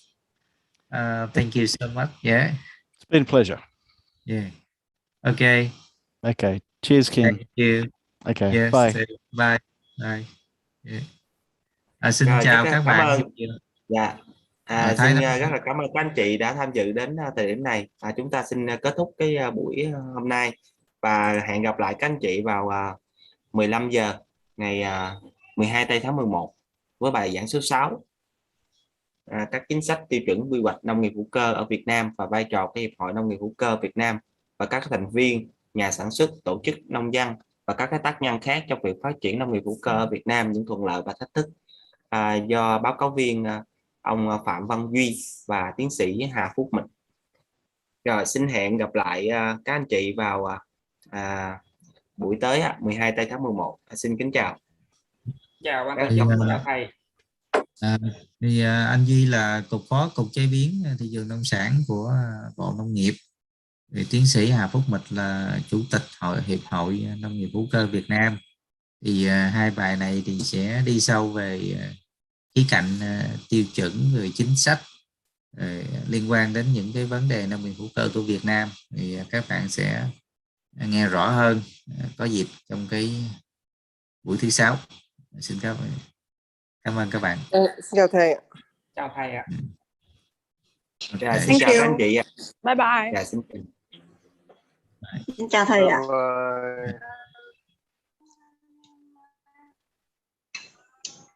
Thầy và chào các bạn.